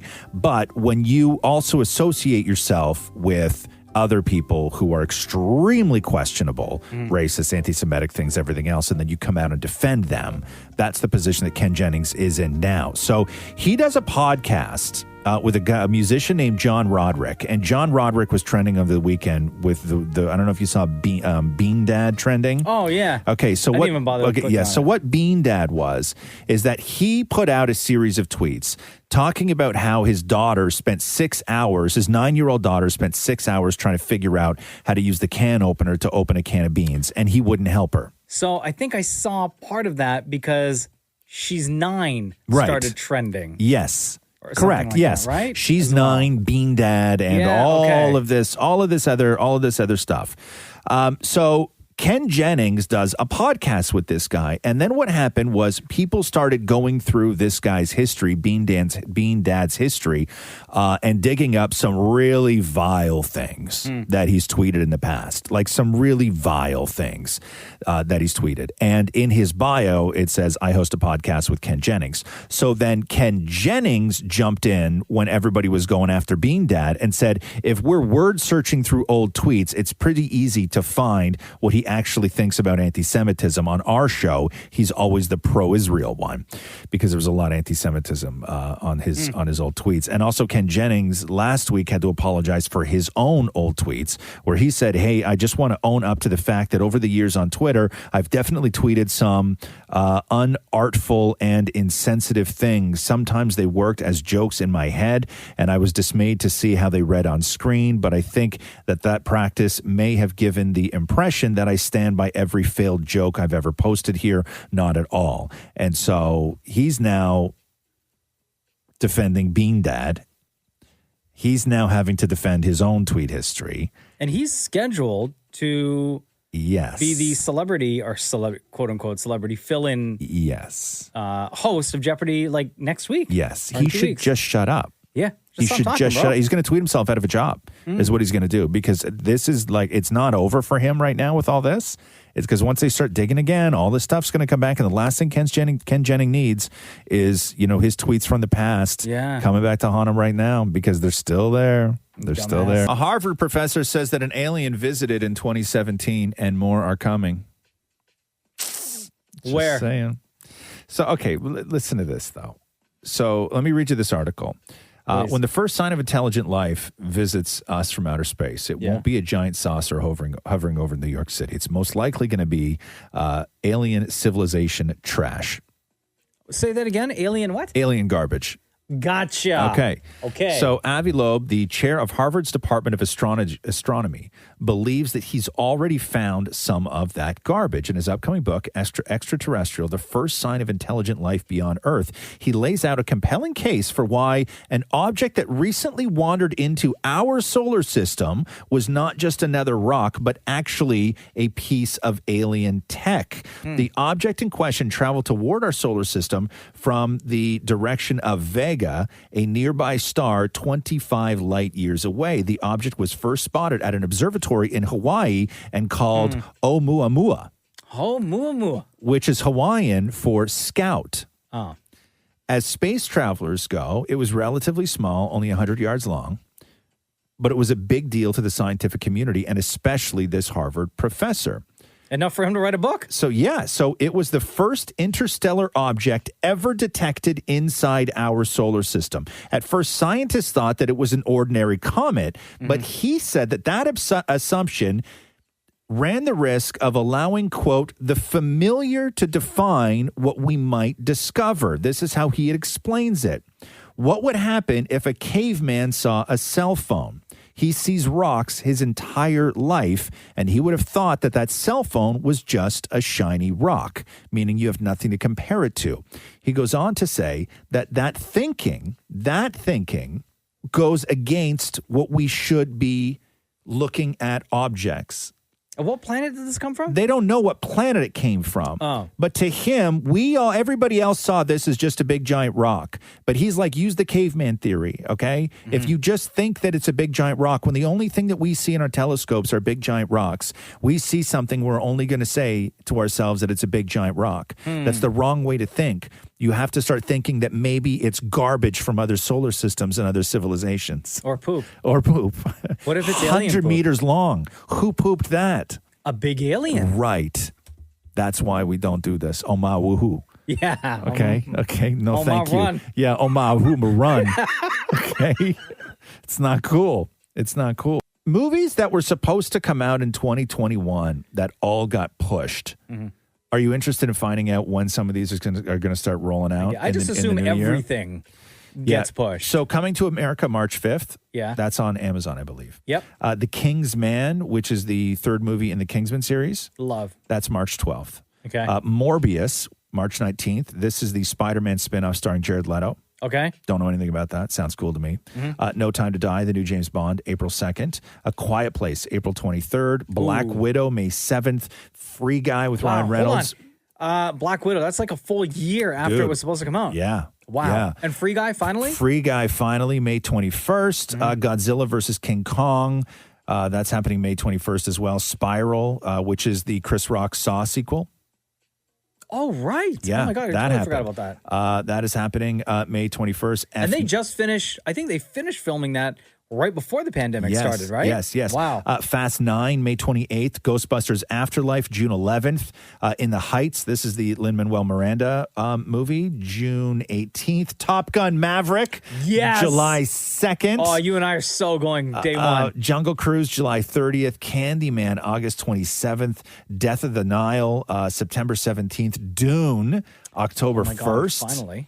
Halloween Kills, October 15th. Eternals. Remember, this is the movie that Kumail Nanjiani got jacked for. That's a Marvel movie, That's right? a Marvel movie, Yeah. yeah. Eternals, November 5th. And then finally, Steven Spielberg's West Side Story on December 10th. You know, did you watch Soul on Disney Plus? Yeah, With Jamie yeah. Foxx? It's sad. Yeah, all those movies are so sad, man. Loved. That movie made my wife cry, though. It's very sad. It really did. Yes, I know. And you know what other one? I showed her the trailer for the Justin Timberlake Palmer movie. Oh, God, yeah. Yeah. Did that make her cry, too? Bald. Really? Yeah. Just a trailer, man. I know. I was like, this is going to be one of those movies where I have to watch it alone. Yeah. Because she won't watch it with me. You're going to watch that alone? I might have to. God, that sounds unhealthy. She said she'll to me. try. She said she'll try. That sounds, but I'm like, you guys have a very unhealthy relationship. We just watched a 2.5-minute trailer and you bald. I know. You have a very unhealthy relationship where you both want to watch something sad, but you want to watch it alone. That is a very unhealthy relationship. Roz and Mocha Q&A. Love this part of the podcast. This is where we answer the questions that you ask. We get all these questions from Instagram, by the way, at Kiss925. Hi, Goalie. How are you? Hey, guys. Good morning. How are you? Good. Am I saying it right? Is it Goalie? You got it. Okay. So what is your question for the room? So what advice would you give us ladies? Online dating sucks during COVID, and we're all becoming hopeless. Well. So you want advice on what? Like how to hook up? No.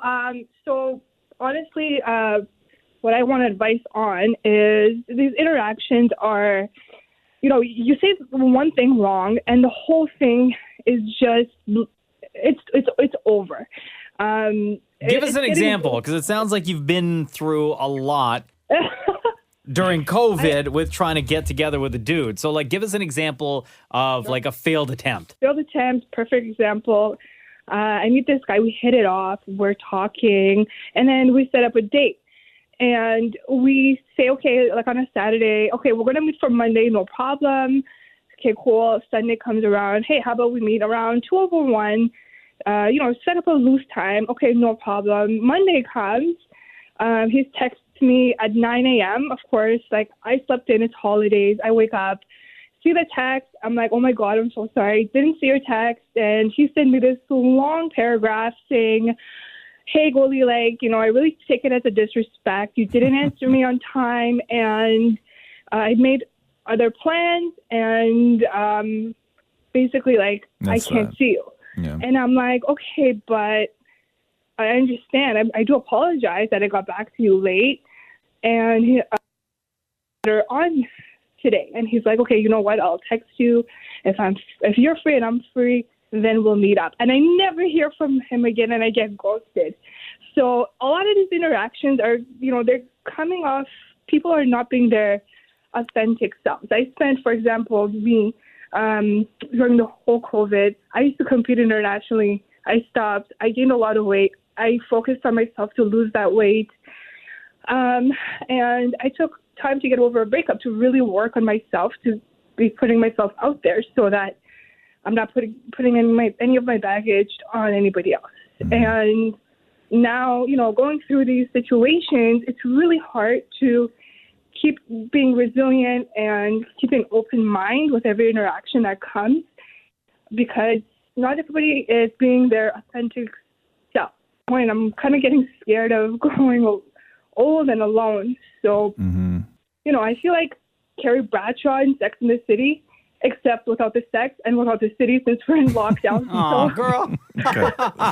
Yo, is there a chance that this guy, when he was like talking to you through this app or however it is you guys met, like he was just talking to other chicks too? For sure. And that's another thing. It's kind of like with these apps, it's always like, oh, there's always going to be something better. And it's that mindset that is so bad. And for sure, yeah, he could be talking to, 5 other chicks for all I know, or lying about the way that he is and how busy he is, and probably has an ego about how I didn't text back, and maybe it's in his own insecurities as well that are coming in. So you never know.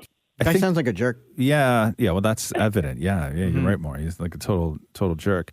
But I think that the problem now, just fundamentally with dating, and I think I'm so grateful that I don't have to be a part of this world. And I think that the fundamental problem with dating in this sort of modern world is it's the first time in history that mediocre humans, and I don't mean mediocre as in mediocre looking, I mean mediocre people. It's the first time in history where mediocre people, when it comes to dating, have had infinite options. It's not supposed to work that way. Somebody who is trash should not be able to live a life with infinite options. The world isn't supposed to work that way. You know what I mean? And that's a problem. And when you don't, and I don't know where this attitude came from with people, with the idea of disrespect, like screw you. The idea that you don't write somebody back because you're sleeping in and they say you disrespected me, like what does that even mean? I don't even know what that means. Because to Goalie's point, like this guy was probably, feeling himself a little bit too much. That's what I mean. Because he's talking to so many other people. Yes, because he has was like, infinite, how dare you? Yes. He has infinite options, and Not people reply to shouldn't me. have to have infinite options. The currency for individuals now has gone so low that hooking up is so easy and it's so fluid that it means nothing. Like you used to have to put in a little bit of effort, a little bit of time, and take a chance and be vulnerable and maybe make a mistake and hope for a second date. Now you live in a world where if you don't write him back by noon, a mediocre individual could be with somebody else by 8. But I'll say this, though. I'm glad that she was able to see his true colors this early and not later in the relationship. But I don't know if anybody, like, I don't know how many people, quote unquote, good people there are. I think that when you're in the dating world, that is an app-based dating world, I think that it is it's flooded with people who are playing a game. And it's a game. The bad outweigh the good. It's a game that they want to win. And winning is finding somebody random, connecting with them, hooking up. That's a point. And then you move on to the next. And it's about banking points as opposed to looking for somebody to build something meaningful Longer the with. days when you would see like a good-looking person at a grocery store and you'd gain enough courage to go up and that was tap terrible. them on the shoulders. It was terrible. That took a lot of balls. It took a lot of guts to do that. And for both men and women, for a woman to walk up to a guy in a bar or on a bus or whatever it is, and now we don't live in that world. Now that's a microaggression, walking up to somebody in public now and telling them that you like them and you might want their number. You can't even do that to people anymore. And especially now where that's what I mean. Where we're supposed to be like socially distanced from people, right? You have courage to show up to somebody's place, knock on the door, you're all nervous. They open the door No, and they you say, don't. "Sorry, this isn't going to work," and they close the door on you. No, you don't go to somebody's house who you don't know. Yeah. Okay. Exactly. Like don't Not do. cool. That's not. Don't take that advice, goalie. That's No, I meant for a hookup when you set it up and then they open the door and they're like, "Oh, this isn't going to work," and then they close the door on your face. So when did that happen to you? Oh, many times. Many times. And where were you hooking up with people? Oh, like if you set it up and you're like, "Okay, come But on." no. But like, where are you finding these people? Oh, it was on like Craigslist. That's like the Mocha guy. That's how he kills people. Yeah, Craigslist killer. Right? Yeah. Yeah, the Craigslist killer. Hold on here. I just got to find something. Give me one second. So you would go on Craigslist. Oh, me? Yeah. Yeah. And no, me. and you would have conversations with dudes. Yeah. And then arrange a hookup. Yes. And you would show up at their place, and as soon as they took one look at you, They're they like, were "This like, isn't going to no. work," and then close the door. Oh man. And then you have to walk home. And I thought I had it best. Goalie's like, yo, I feel way better about my situation now. You're welcome. You know what, guys? Never mind. I'm good. I'm just kidding. Yeah. Roz, what are you Googling? The Craigslist section's closed now. No, stop it, Maury. One thing Ross did a while ago, I remember he was giving dating advice, and he's like, with COVID and whatnot, people are like, come over, and you tell the guy, like, listen, I'm not a couch dater. And I said that to one guy. He was like, yeah, played it off cool a little bit. And then the next day he like unmatched me. And, like his messages, everything disappeared. I was like, oh. Oh, so that's what he was looking for then. Oh, really? Yeah. You knew exactly. Oh, man. I don't know, goalie. It's tough, especially now, right? Where we all have to stay at home. I say you just keep not playing the game, but like keep at it. Yeah. Right? Whatever. Because there are, good amongst the bad, but it's then how do you filter that? Whatever happened to the term, "You'll find somebody perfect when you're not looking for them"? Yeah. I don't even know if that's possible anymore because everybody's looking. Like it's such a weird world. Hey, Shem, come in here for a second. Shem's single. We're all like three people who are married. Like, Oh yeah, that's me. Oh, yeah. Shem, Forgot. Shem, what's the trick to the trick to making a lasting impression, or what's the problem with dating right now? Well, look, I think it all depends on what you're looking for, right? I mean, if you're looking for a relationship, then I think it is a little bit more challenging because I think most people don't want to put forth the effort. I think people want to get to, like, if you look at the relationship as like an alphabet, people want to get to Z like right away. You know what I mean? And if you don't find that initial spark, if you don't fall in love right away within the first like week or month, people just give up and they move on to the next thing. And again, it all depends on motivation, right? Like if you're just looking to hook up, as you said, it's easy. Are you on the Just do apps? that. You're not on the apps, are you? Nah, come on. No? You were though. You have been. No, those were fake accounts. No fake accounts. Yeah. What do you mean? They- Oh, so you've never been on what is that thing called? Like, well, Tinder? Hinge and Tinder. You've never been on No. Tinder? I've had my picture used on Tinder. Good for you. Right? Yeah. That's what I said, eh? Good for you. Not a bad endorsement. But you don't know what kind of action you were getting though. That's the thing. So it was somebody faking it, right? Listen, it's rough now. I kind of wish I was on. So those why not on Tinder? You know what it is? I'm incredibly paranoid when it comes to things like that. I always sort of worry that, and again, this might sound really stupid, but I always worry that somebody's gonna like see what I do, and they're gonna ask, what do you do? And then they're gonna troll me. Yeah. And they're gonna like screen grab like our text messages. We'll probably get a little dirty. They're gonna go Maury on you. Yeah, I was just. Why don't you join that the dating program for celebrities? I'm not a celebrity. Oh, Rhea, right? You could get on Rhea. I think you can get on Rhea. Yeah. I don't even know what Rhea. What is this? Where it's for like the high end, Yeah, like the you- high class celebrities. Yeah. Get on that. Rhea is exactly for you. Like Rhea is where, like Olympic athletes and, soap stars and this kind of thing. They're on Yo, there. you want us to hook you up with Tessa Virtue? Is she dating anyone? Yeah, she's dating with. She dating someone? She's dating the Toronto Maple Leaf guy. Still? Is she? Yeah. Yeah. Oh, she's with a Morgan hockey player? Riley? Morgan Riley. Right, okay. right. Sorry, Shem, I'm out of luck. Sorry, Yeah. man. So how do you get? Okay, so Shem, so if we're talking to the goalie right now, and what's a way to approach a guy who is single? Like, let's not figure you have to try and find out if he's single or married or whatever. What's the best way for you as a single guy to be approached? Like, what's the sort of most successful way? Well, the first thing I want to know that our intentions are the same, right? Our end goal is the same, right? Because if I'm looking for a relationship and goal is just looking to screw around, it might not work. Right. So you've got to make sure your intentions, I think, are aligned from the beginning, and then from there. Look, I think consistency is key. You know, when you're talking to somebody initially, it isn't. I don't want somebody who's going to message me every single day. At least off the bat, that's a little too much. Oh, really? But I think you'd like that. Maury is not the guy for you, Shem. Sorry, Maury.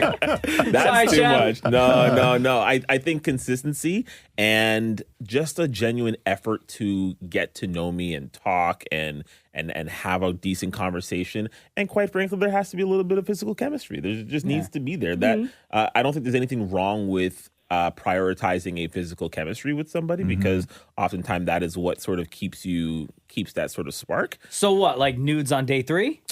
I mean, like, I'm just kidding. You know, give it a week or so.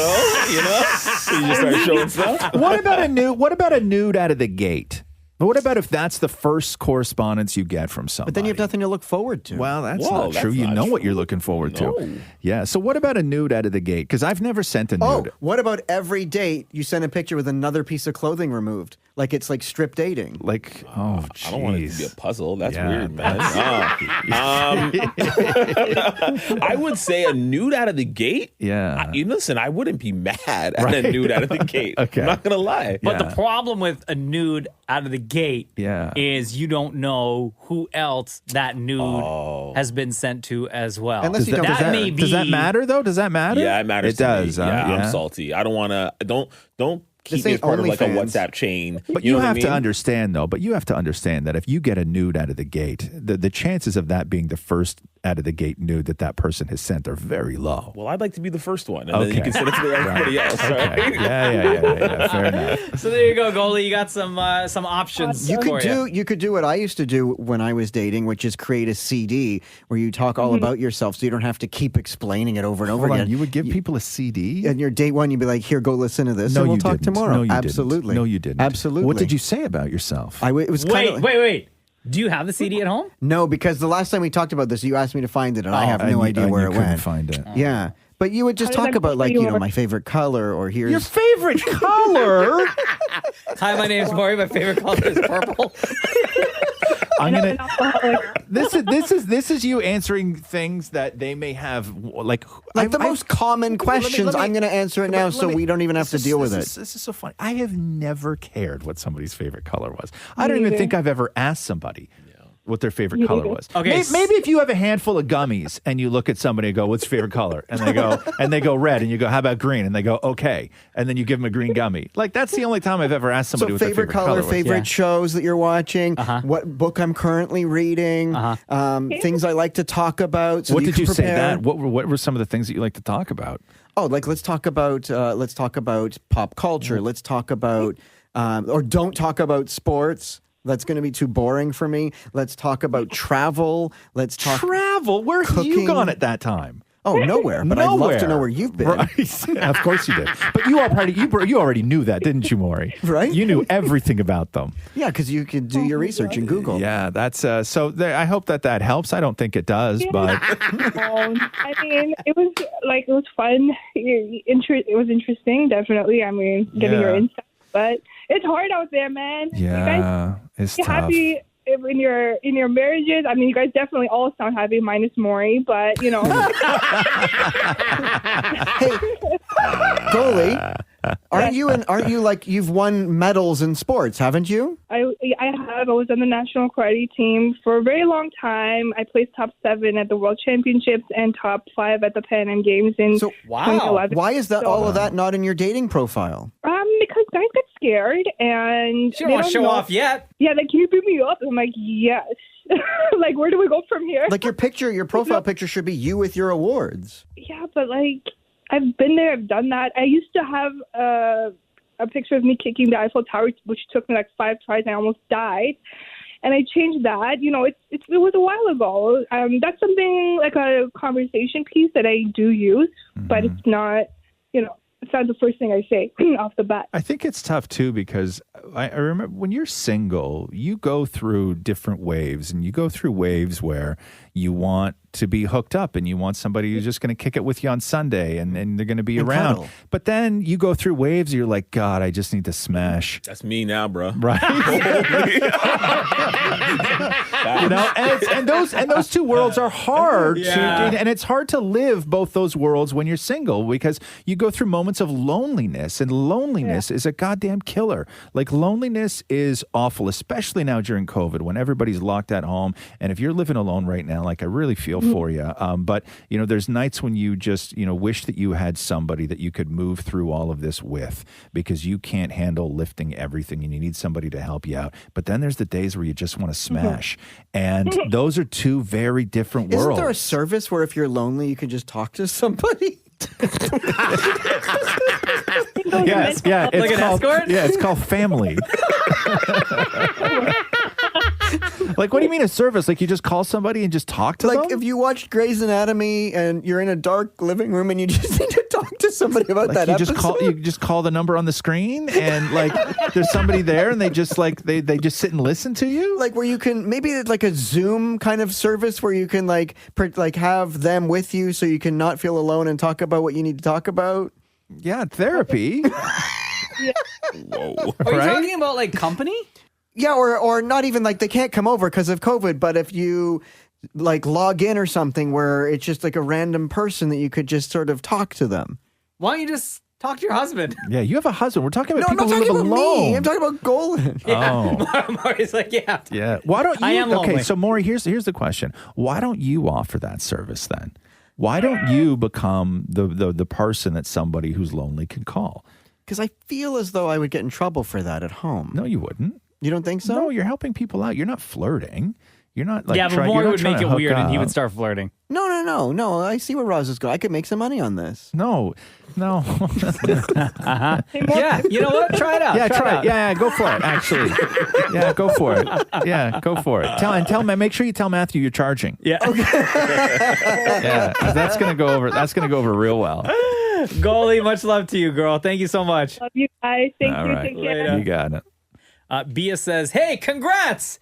You just got a job writing negative fortune cookies. Oh. What predictions or fortunes do you write?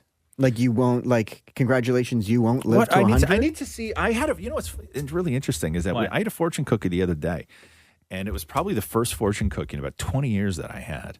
Can I just say my problem with fortune cookies is a lot of the times they're not actually fortunes, they're just thoughts. Yeah. But what do you want from a fortune? Like, what do you think a fortune is? The fortune should say, in 10 days, this is going to happen. Or, maybe don't leave the restaurant for another 10 minutes. But I've never seen a fortune cookie that has Yeah, that. It's that always doesn't exist. it's always thoughts. Well, they shouldn't call it fortune cookies then. It should be called thought cookies. Right. A feather in the hand is better than a bird in the air. What does that mean? I don't know. A fresh start will put you on your way. True, A friend true. asks only for your time, not your money.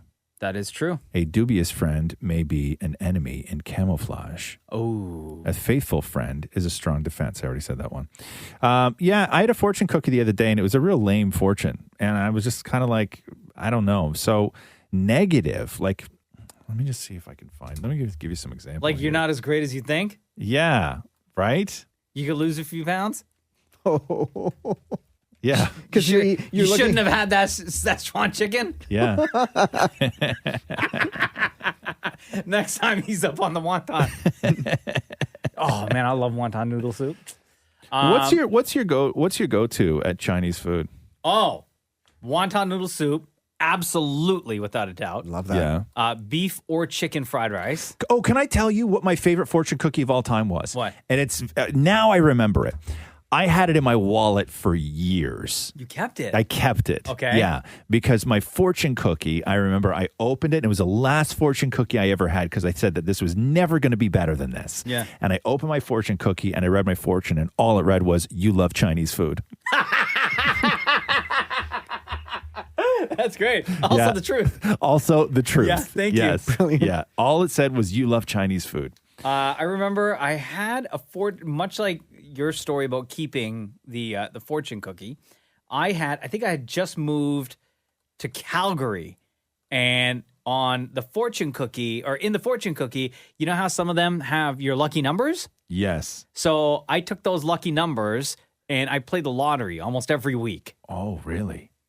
and I don't know, like for like maybe 8 weeks or so, and I just kept coming up nil, just zero all the time. Yeah. And then after I was like, man, this ain't. I good know. luck. That's the crazy. And I'm tight for money. I shouldn't be doing I know. The one I kept, the fortune cookie I kept, it said, "This year will be profitable for you." What year was that? And, you know what I mean? Like, It sucks. It didn't work, huh? How'd that work out for you? Right? I don't have it anymore. Yeah. Someone is looking up to you. Don't let that person down. That's another Oh, one. that one's. I like that one. Somebody posted a picture of a fortune cookie fortune that just simply read "run."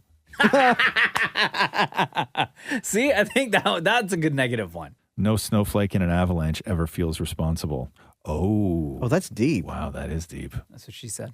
Somebody else posted one that just simply read, "About time I got out of that cookie." Yeah, I guess like negative ones would just be straight up disses, right? Well, you came up with a few good ones. Or one could be like, sucks to be sitting at this table alone. Oh, that's a good one. Somebody posted 2 fortunes. The first one reads, "Someone in your life needs a letter from you." And the second one reads right underneath it on the same table, like it's the same person. So the first one is, "Someone in your life needs a letter from you." The second one is, "Soon you will receive a letter from a loved one."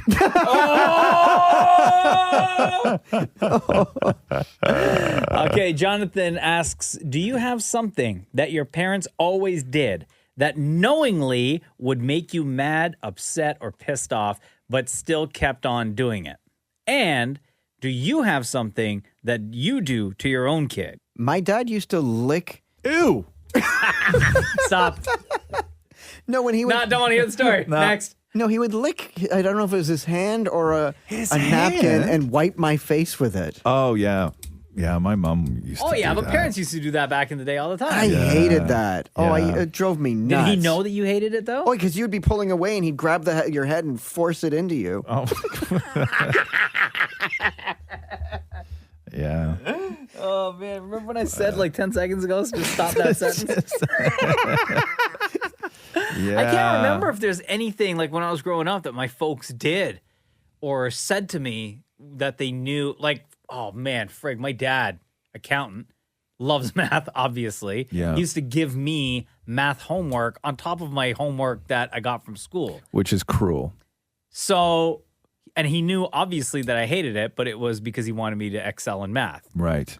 So I don't know if that would count as something. Like he would give me homework, his own homework on top of the homework I got from school. My dad used to bring me with him when he would go to singles parties, and I'd have to sit in the living room and stare at a wall while he was in the other room. Sit on the coats on the bed? Oh, no, here, son, watch the coats. And just wait. Oh, no, you had to be coat check. No. But you know what? At house parties, and everybody used to throw their coat on the master bed, right? Yeah, and totally. then you just always be the kid lying in it at the end. Yeah. Because somebody always showed up with a fur. Yeah. Oh, Right. And that felt good. Yeah, so comfy. That felt good. Did my parents do anything that I found annoying? I don't know. Well, you weren't allowed to finish the milk. Well, no kid's ever allowed to finish the milk. That's a death sentence. I did a lot of things that annoyed my parents, but I don't think my parents did a lot of things that annoyed me. Like they weren't embarrassed. My parents weren't embarrassing. When They Roxy was weren't- growing up, though, Yeah. did you ever do anything like on purpose because you knew that it bothered her, or she would get annoyed? Like, for example, like some of the shows that my kid watches on Netflix or on television, like the ones that have songs that he watches like repeatedly, Mm-hmm. he'll get upset if I start singing the songs along with the show. Oh, kids hate that. Because why? He knows the words Yeah. and he wants to be the one Yeah, that yeah, sings it. yeah. So like every now and then, if I notice he's watching a show, I'll just start singing. Mhm. But because I know that it upsets him. But I don't do it because it's cruel. It's just that when he gets upset, it's super cute. Yeah. And then like obviously I stop and we laugh about it and then he sings the song. Yeah. God, kids have so many weird things that Do they kids dislike. hate getting their pictures taken? Oh. Yeah. Yeah. Is that a thing? Like, you know, you bring out your My cell phone and they get mad at you? Mm-hmm. So it was Yeah. Roxy's birthday not that long ago, Roz's daughter. And Cruz loves singing happy birthday. Loves.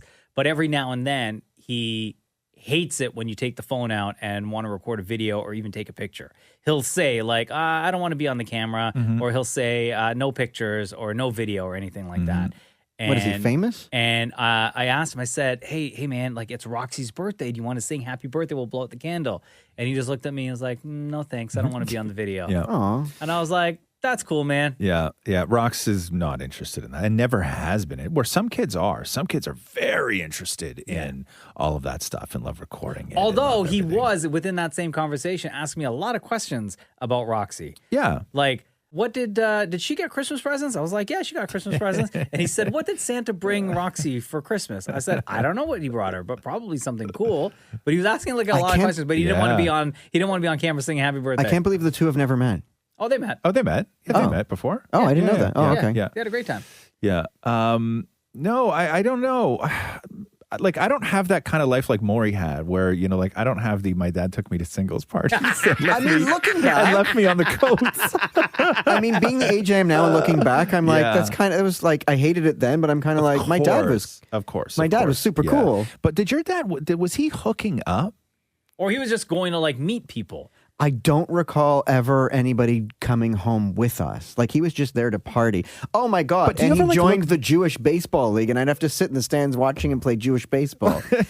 It's still normal baseball, but it's just doctors and lawyers and my dad. Okay. I was just going to say, what's the difference between Jewish baseball and regular baseball? It was just the men's single men's Jewish league. Do you ever look back on your Hold on, wait. That's what it was called? Yeah. The single men's Jewish league? Yeah, it's the synagogue. Yeah. And they would play against who?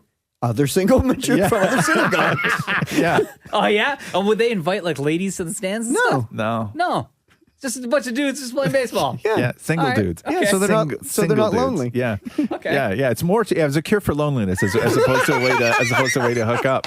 But do you ever look back on your life more and think that maybe there were opportunities? Like, do you ever think back and go, God, it was weird that my dad asked me to do this so often. Like, do you think that there were moments where he was stealthily getting you out of the house so he could hook up that you didn't realize what was going on at the time? No, I just felt like I was the one that was ruining I was the block. Like, I was ruining his chances because I was always with him. That was probably the case, though. Yeah. Yeah. Like this damn kid. Right. Because when I used to go to overnight camp, that's when he probably hooked up because he called it Freedom Fest. Right. He's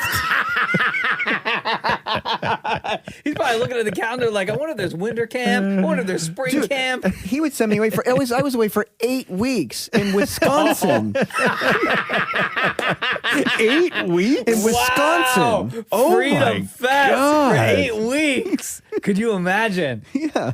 God, Damn. he could have got like the clap and got it cured in the time you were gone.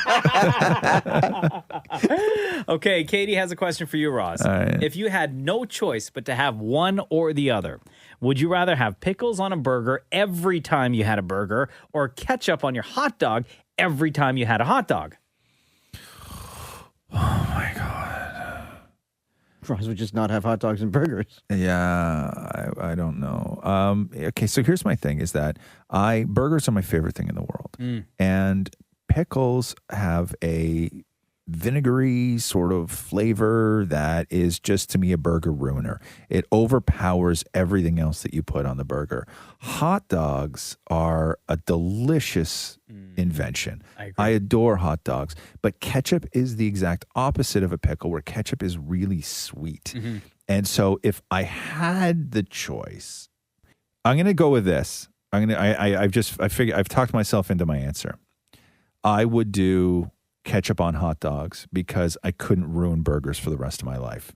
Really? I could ruin a burger for the rest of I could ruin a hot dog for the rest of my life, but I couldn't ruin a burger. See, I would have thought that you would have picked the pickle on the burger because you like, as you mentioned, it has like a vinegary kind of taste. You enjoy salt and vinegar chips. I do like salt and vinegar chips, and I like dill pickle chips. Yeah. So I would feel that you would adapt to that style of food, pickle on a burger, more because of those other things that you just mentioned. No, I find biting into a pickle the same as I do finding biting into a mushroom when I don't know I'm eating a mushroom. If I have a stew and there's a mushroom in it and it looks like beef and I go to bite down on it, I immediately spit it out. Like my whole body rejects it. My whole body rejects a mushroom. Worst. My whole body rejects biting down on a pickle. You guys are like crazy. a thinly sliced pickle. Like if I accidentally bite into a burger where there's like 3 thin pickles that are stacked that I don't know are in there, to me it's like biting down on a mushroom where my body just immediately rejects it and whatever in my mouth at the time just comes spilling out onto the tray. When are pickles acceptable and when is ketchup acceptable? Never and never. Like pickles not on a burger, but is there ever a time when a pickle's okay? For me? Yeah. No. Oh, I I enjoy both. love No, pickles. no. Yeah, I love pickles on a burger. Really? Yeah. Yeah. Like no. I'll even at my grandmother's break the rule and have a pickle before we say the prayer. Like I made a double burger last night for dinner. Cheese? Yeah. 2 cheese? Yeah. Bun in the middle? No. Just a straight up double burger.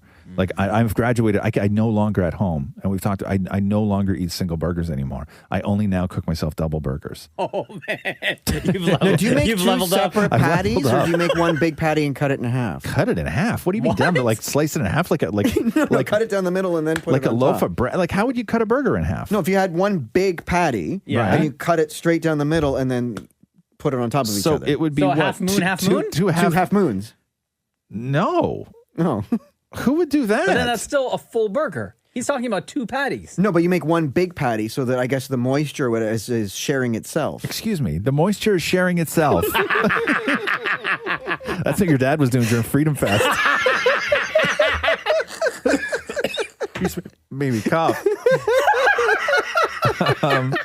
For 8 weeks. Yeah, for 8 weeks, just sharing moisture. Kayla says here, Kayla Akosua. This name looks familiar because Kayla, I believe, follows all of us on Instagram and comments on a lot of our posts.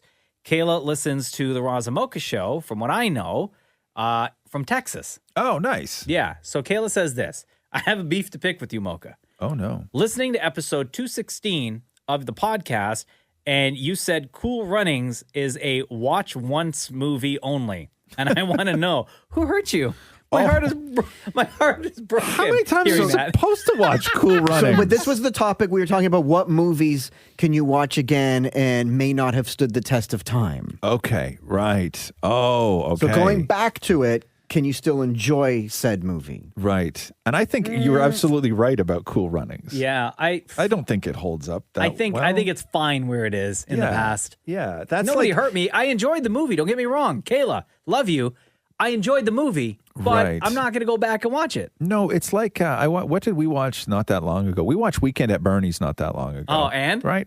It's fine. But I remember thinking Weekend at Bernie's was just bloody hysterical. Yeah. It's so weird. Right? Like a movie like that, it's fine to you, but like a movie like a Home Alone, we'll watch every Christmas many times. Because Home Alone is an actual brilliant, great movie. Yeah, it's a classic. Like Cool Runnings is nobody's ever said Cool Runnings was brilliant. Well, it's a true story. It doesn't matter.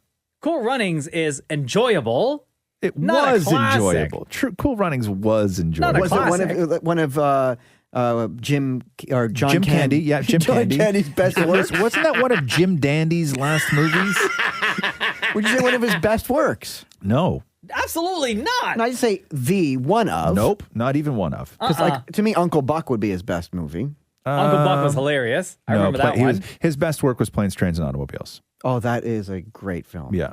And then yeah. who's Harry Crumb? And then Uncle Buck and What was who's Harry Crumb? I don't remember who's that Harry one. Crumb is he? Yeah. It's very similar to Uncle Buck, where his brother's an executive, I believe, and he just shows up and runs havoc in the office. Yeah, runs havoc. You are a wordsmith, sir. He ran the havoc department. What does he do? He runs havoc. So what's your issue with Cool Runnings? Yeah, I don't know. No, I think nothing, it's man. nothing. There's no issue. It was fine for the time. It was great. Maria says here, my family will be on Family Feud Canada Oh, wow. next week. Maury, Roz, Mocha. Mm-hmm. Would you and your family ever compete on the show? If so, how do you think your family would do? What do you need? You absolutely need 5 would. people? Yeah. Okay, interesting. I think my family would do terribly, but I think we're very entertaining to just be on TV. Who would be your 5? Myself, Mm-hmm. Matthew, Frank, Donna, Susie. Because- That's your 5. Oh yeah, okay. Susie is My legal guardian. right. No, Was your no, legal no, no. guardian I'm growing trading up? out one for my Aunt Brenda. Oh, who gets a bump? Donna's going to get the bump for Aunt Brenda. You can't bump your father's wife. Oh, Donna has to be there. Yeah. really? Yes. Okay, then I'm bumping Matthew for Brenda. You. Oh! Just for entertainment purposes. Like Brenda is like obnoxious. You don't think that you and Matthew fighting up there on Family Feud would be? No, you're very right. Yes. So who gets a bump? Aunt Susie Could gotta you go. imagine Maury getting a wrong answer on Family Feud standing beside Matthew? I know. Oh my God. That would be. He'd slap me upside the head. Oh my God. Who would be your 5, Mocha? So absolutely my wife, Jenna. Mm-hmm. I would say my mother-in-law. Mm-hmm. My dad, for sure. Mm-hmm. My sister, Lisa. That's your 5. Oh, yeah, and then me. No, that's too many. Me. You said Jenna. you, Jenna, Mother-in-law. Jenna's mom. Yeah. Your father. Yeah. And My sister, Lisa. Your sister Lisa. Oh, okay, yeah. Okay, cool. Yeah. Done. Who would your 5 be? Me, Catherine. Realistically, like I don't know what the age thing is, but realistically, if I had to put my team together, I would just do me, Catherine, my brother, his wife, and Roxy. Well, no, Okay, yeah, What that's about your good. mom? She's funny. Yeah. I would. But I don't know who I bump. Yeah. No, Well, who do you it's bump? Tough. It's tough because I'll tell you, we play games with Roxy, trivia games, and she beats me. Wow, you must hate that. No, I'm fine with it because she's so smart. Yeah. Like we play this one game. It's called, I don't know what it was, like Weird But True. It's from a podcast that she listens to, and they released a board game. And it's all questions like how many bricks were used to make the Empire State Building, and you have to name how many bricks without going over, and you play with like the group of people. And so is it in the millions? So it's Probably in the yeah, it's in the millions. millions. Yeah, so it's questions like that, and she always wins. Really? Yeah, always wins. She's so good at those trivia things. Like she listens to so many podcasts and reads so many of those books. And What's it called, the game? Weird But True. I think it's Weird But True is the podcast. I want to play this. Can you bring it in? I'll bring some cards in, sure. I'd love Yeah, this. yeah. It's great though. But Yeah? she kills me on it. Like I've never won. And her thought process is so good with things. Like we play Clue all the time. Yeah. Like all the time. And Clue is when you're playing with 3 people, so there's a lot of cards in play and there's a lot of options. When you play Clue, it's all about breaking down possibilities based on information that you have and guessing about the things that you don't know. Mm-hmm. And Roxy destroys me in Clue. Wow, she wins smart it. kid, man. She wins at a rate of about 3-1. Really? Over me. Damn. Yeah. Catherine wins all the time. And then a close second is Roxy. I'm a distant third in Clue. Wow. Yeah. What is your home life? Like, you're very competitive. You must just be miserable all the time. No, because I was miserable when I couldn't compete hard against Roxy. Mm-hmm. When they're at the age of where you have to let when kids are little, right? You have to let them feel what victory feels like, because winning something feels really, really great. Then you have to start introducing what losing feels like. And because the only way that games are fun is that you win some and you lose some, and people want to play games with you. And if you become a monster after you lose, nobody's going to want to play with you. So you have to start teaching them about defeat. And so there are times as a parent when you have to make the decision of where you're going to start beating them every now and then. And that is a really tough thing to do, because it's not like, oh my God, I made a mistake, you won. You actually have to explain to them they lost and you won. And it's like a milestone in a kid's life. And then you have to sort of get them, you have to win some, you have to lose some, you have to win some, you have to lose some. She's fine with that? And now she's fine with it. And Well, 'cause she now, understands. and she understands now. And now, like, she goes for blood. Right? Like, we go hard at each other with games. I do not give anything, like whether it's Crazy Eights or Clue or Connect 4 or Pop-O-Matic Trouble or whatever else we're playing. Like, I go hard. Yeah, and I never win. Welcome to the real world. So who are kid. you bumping to let your mother in your 5? I'm No, he just said not. he can't bump That's my anybody. 5. That's my 5. That's going to be my 5. Yeah. Yeah.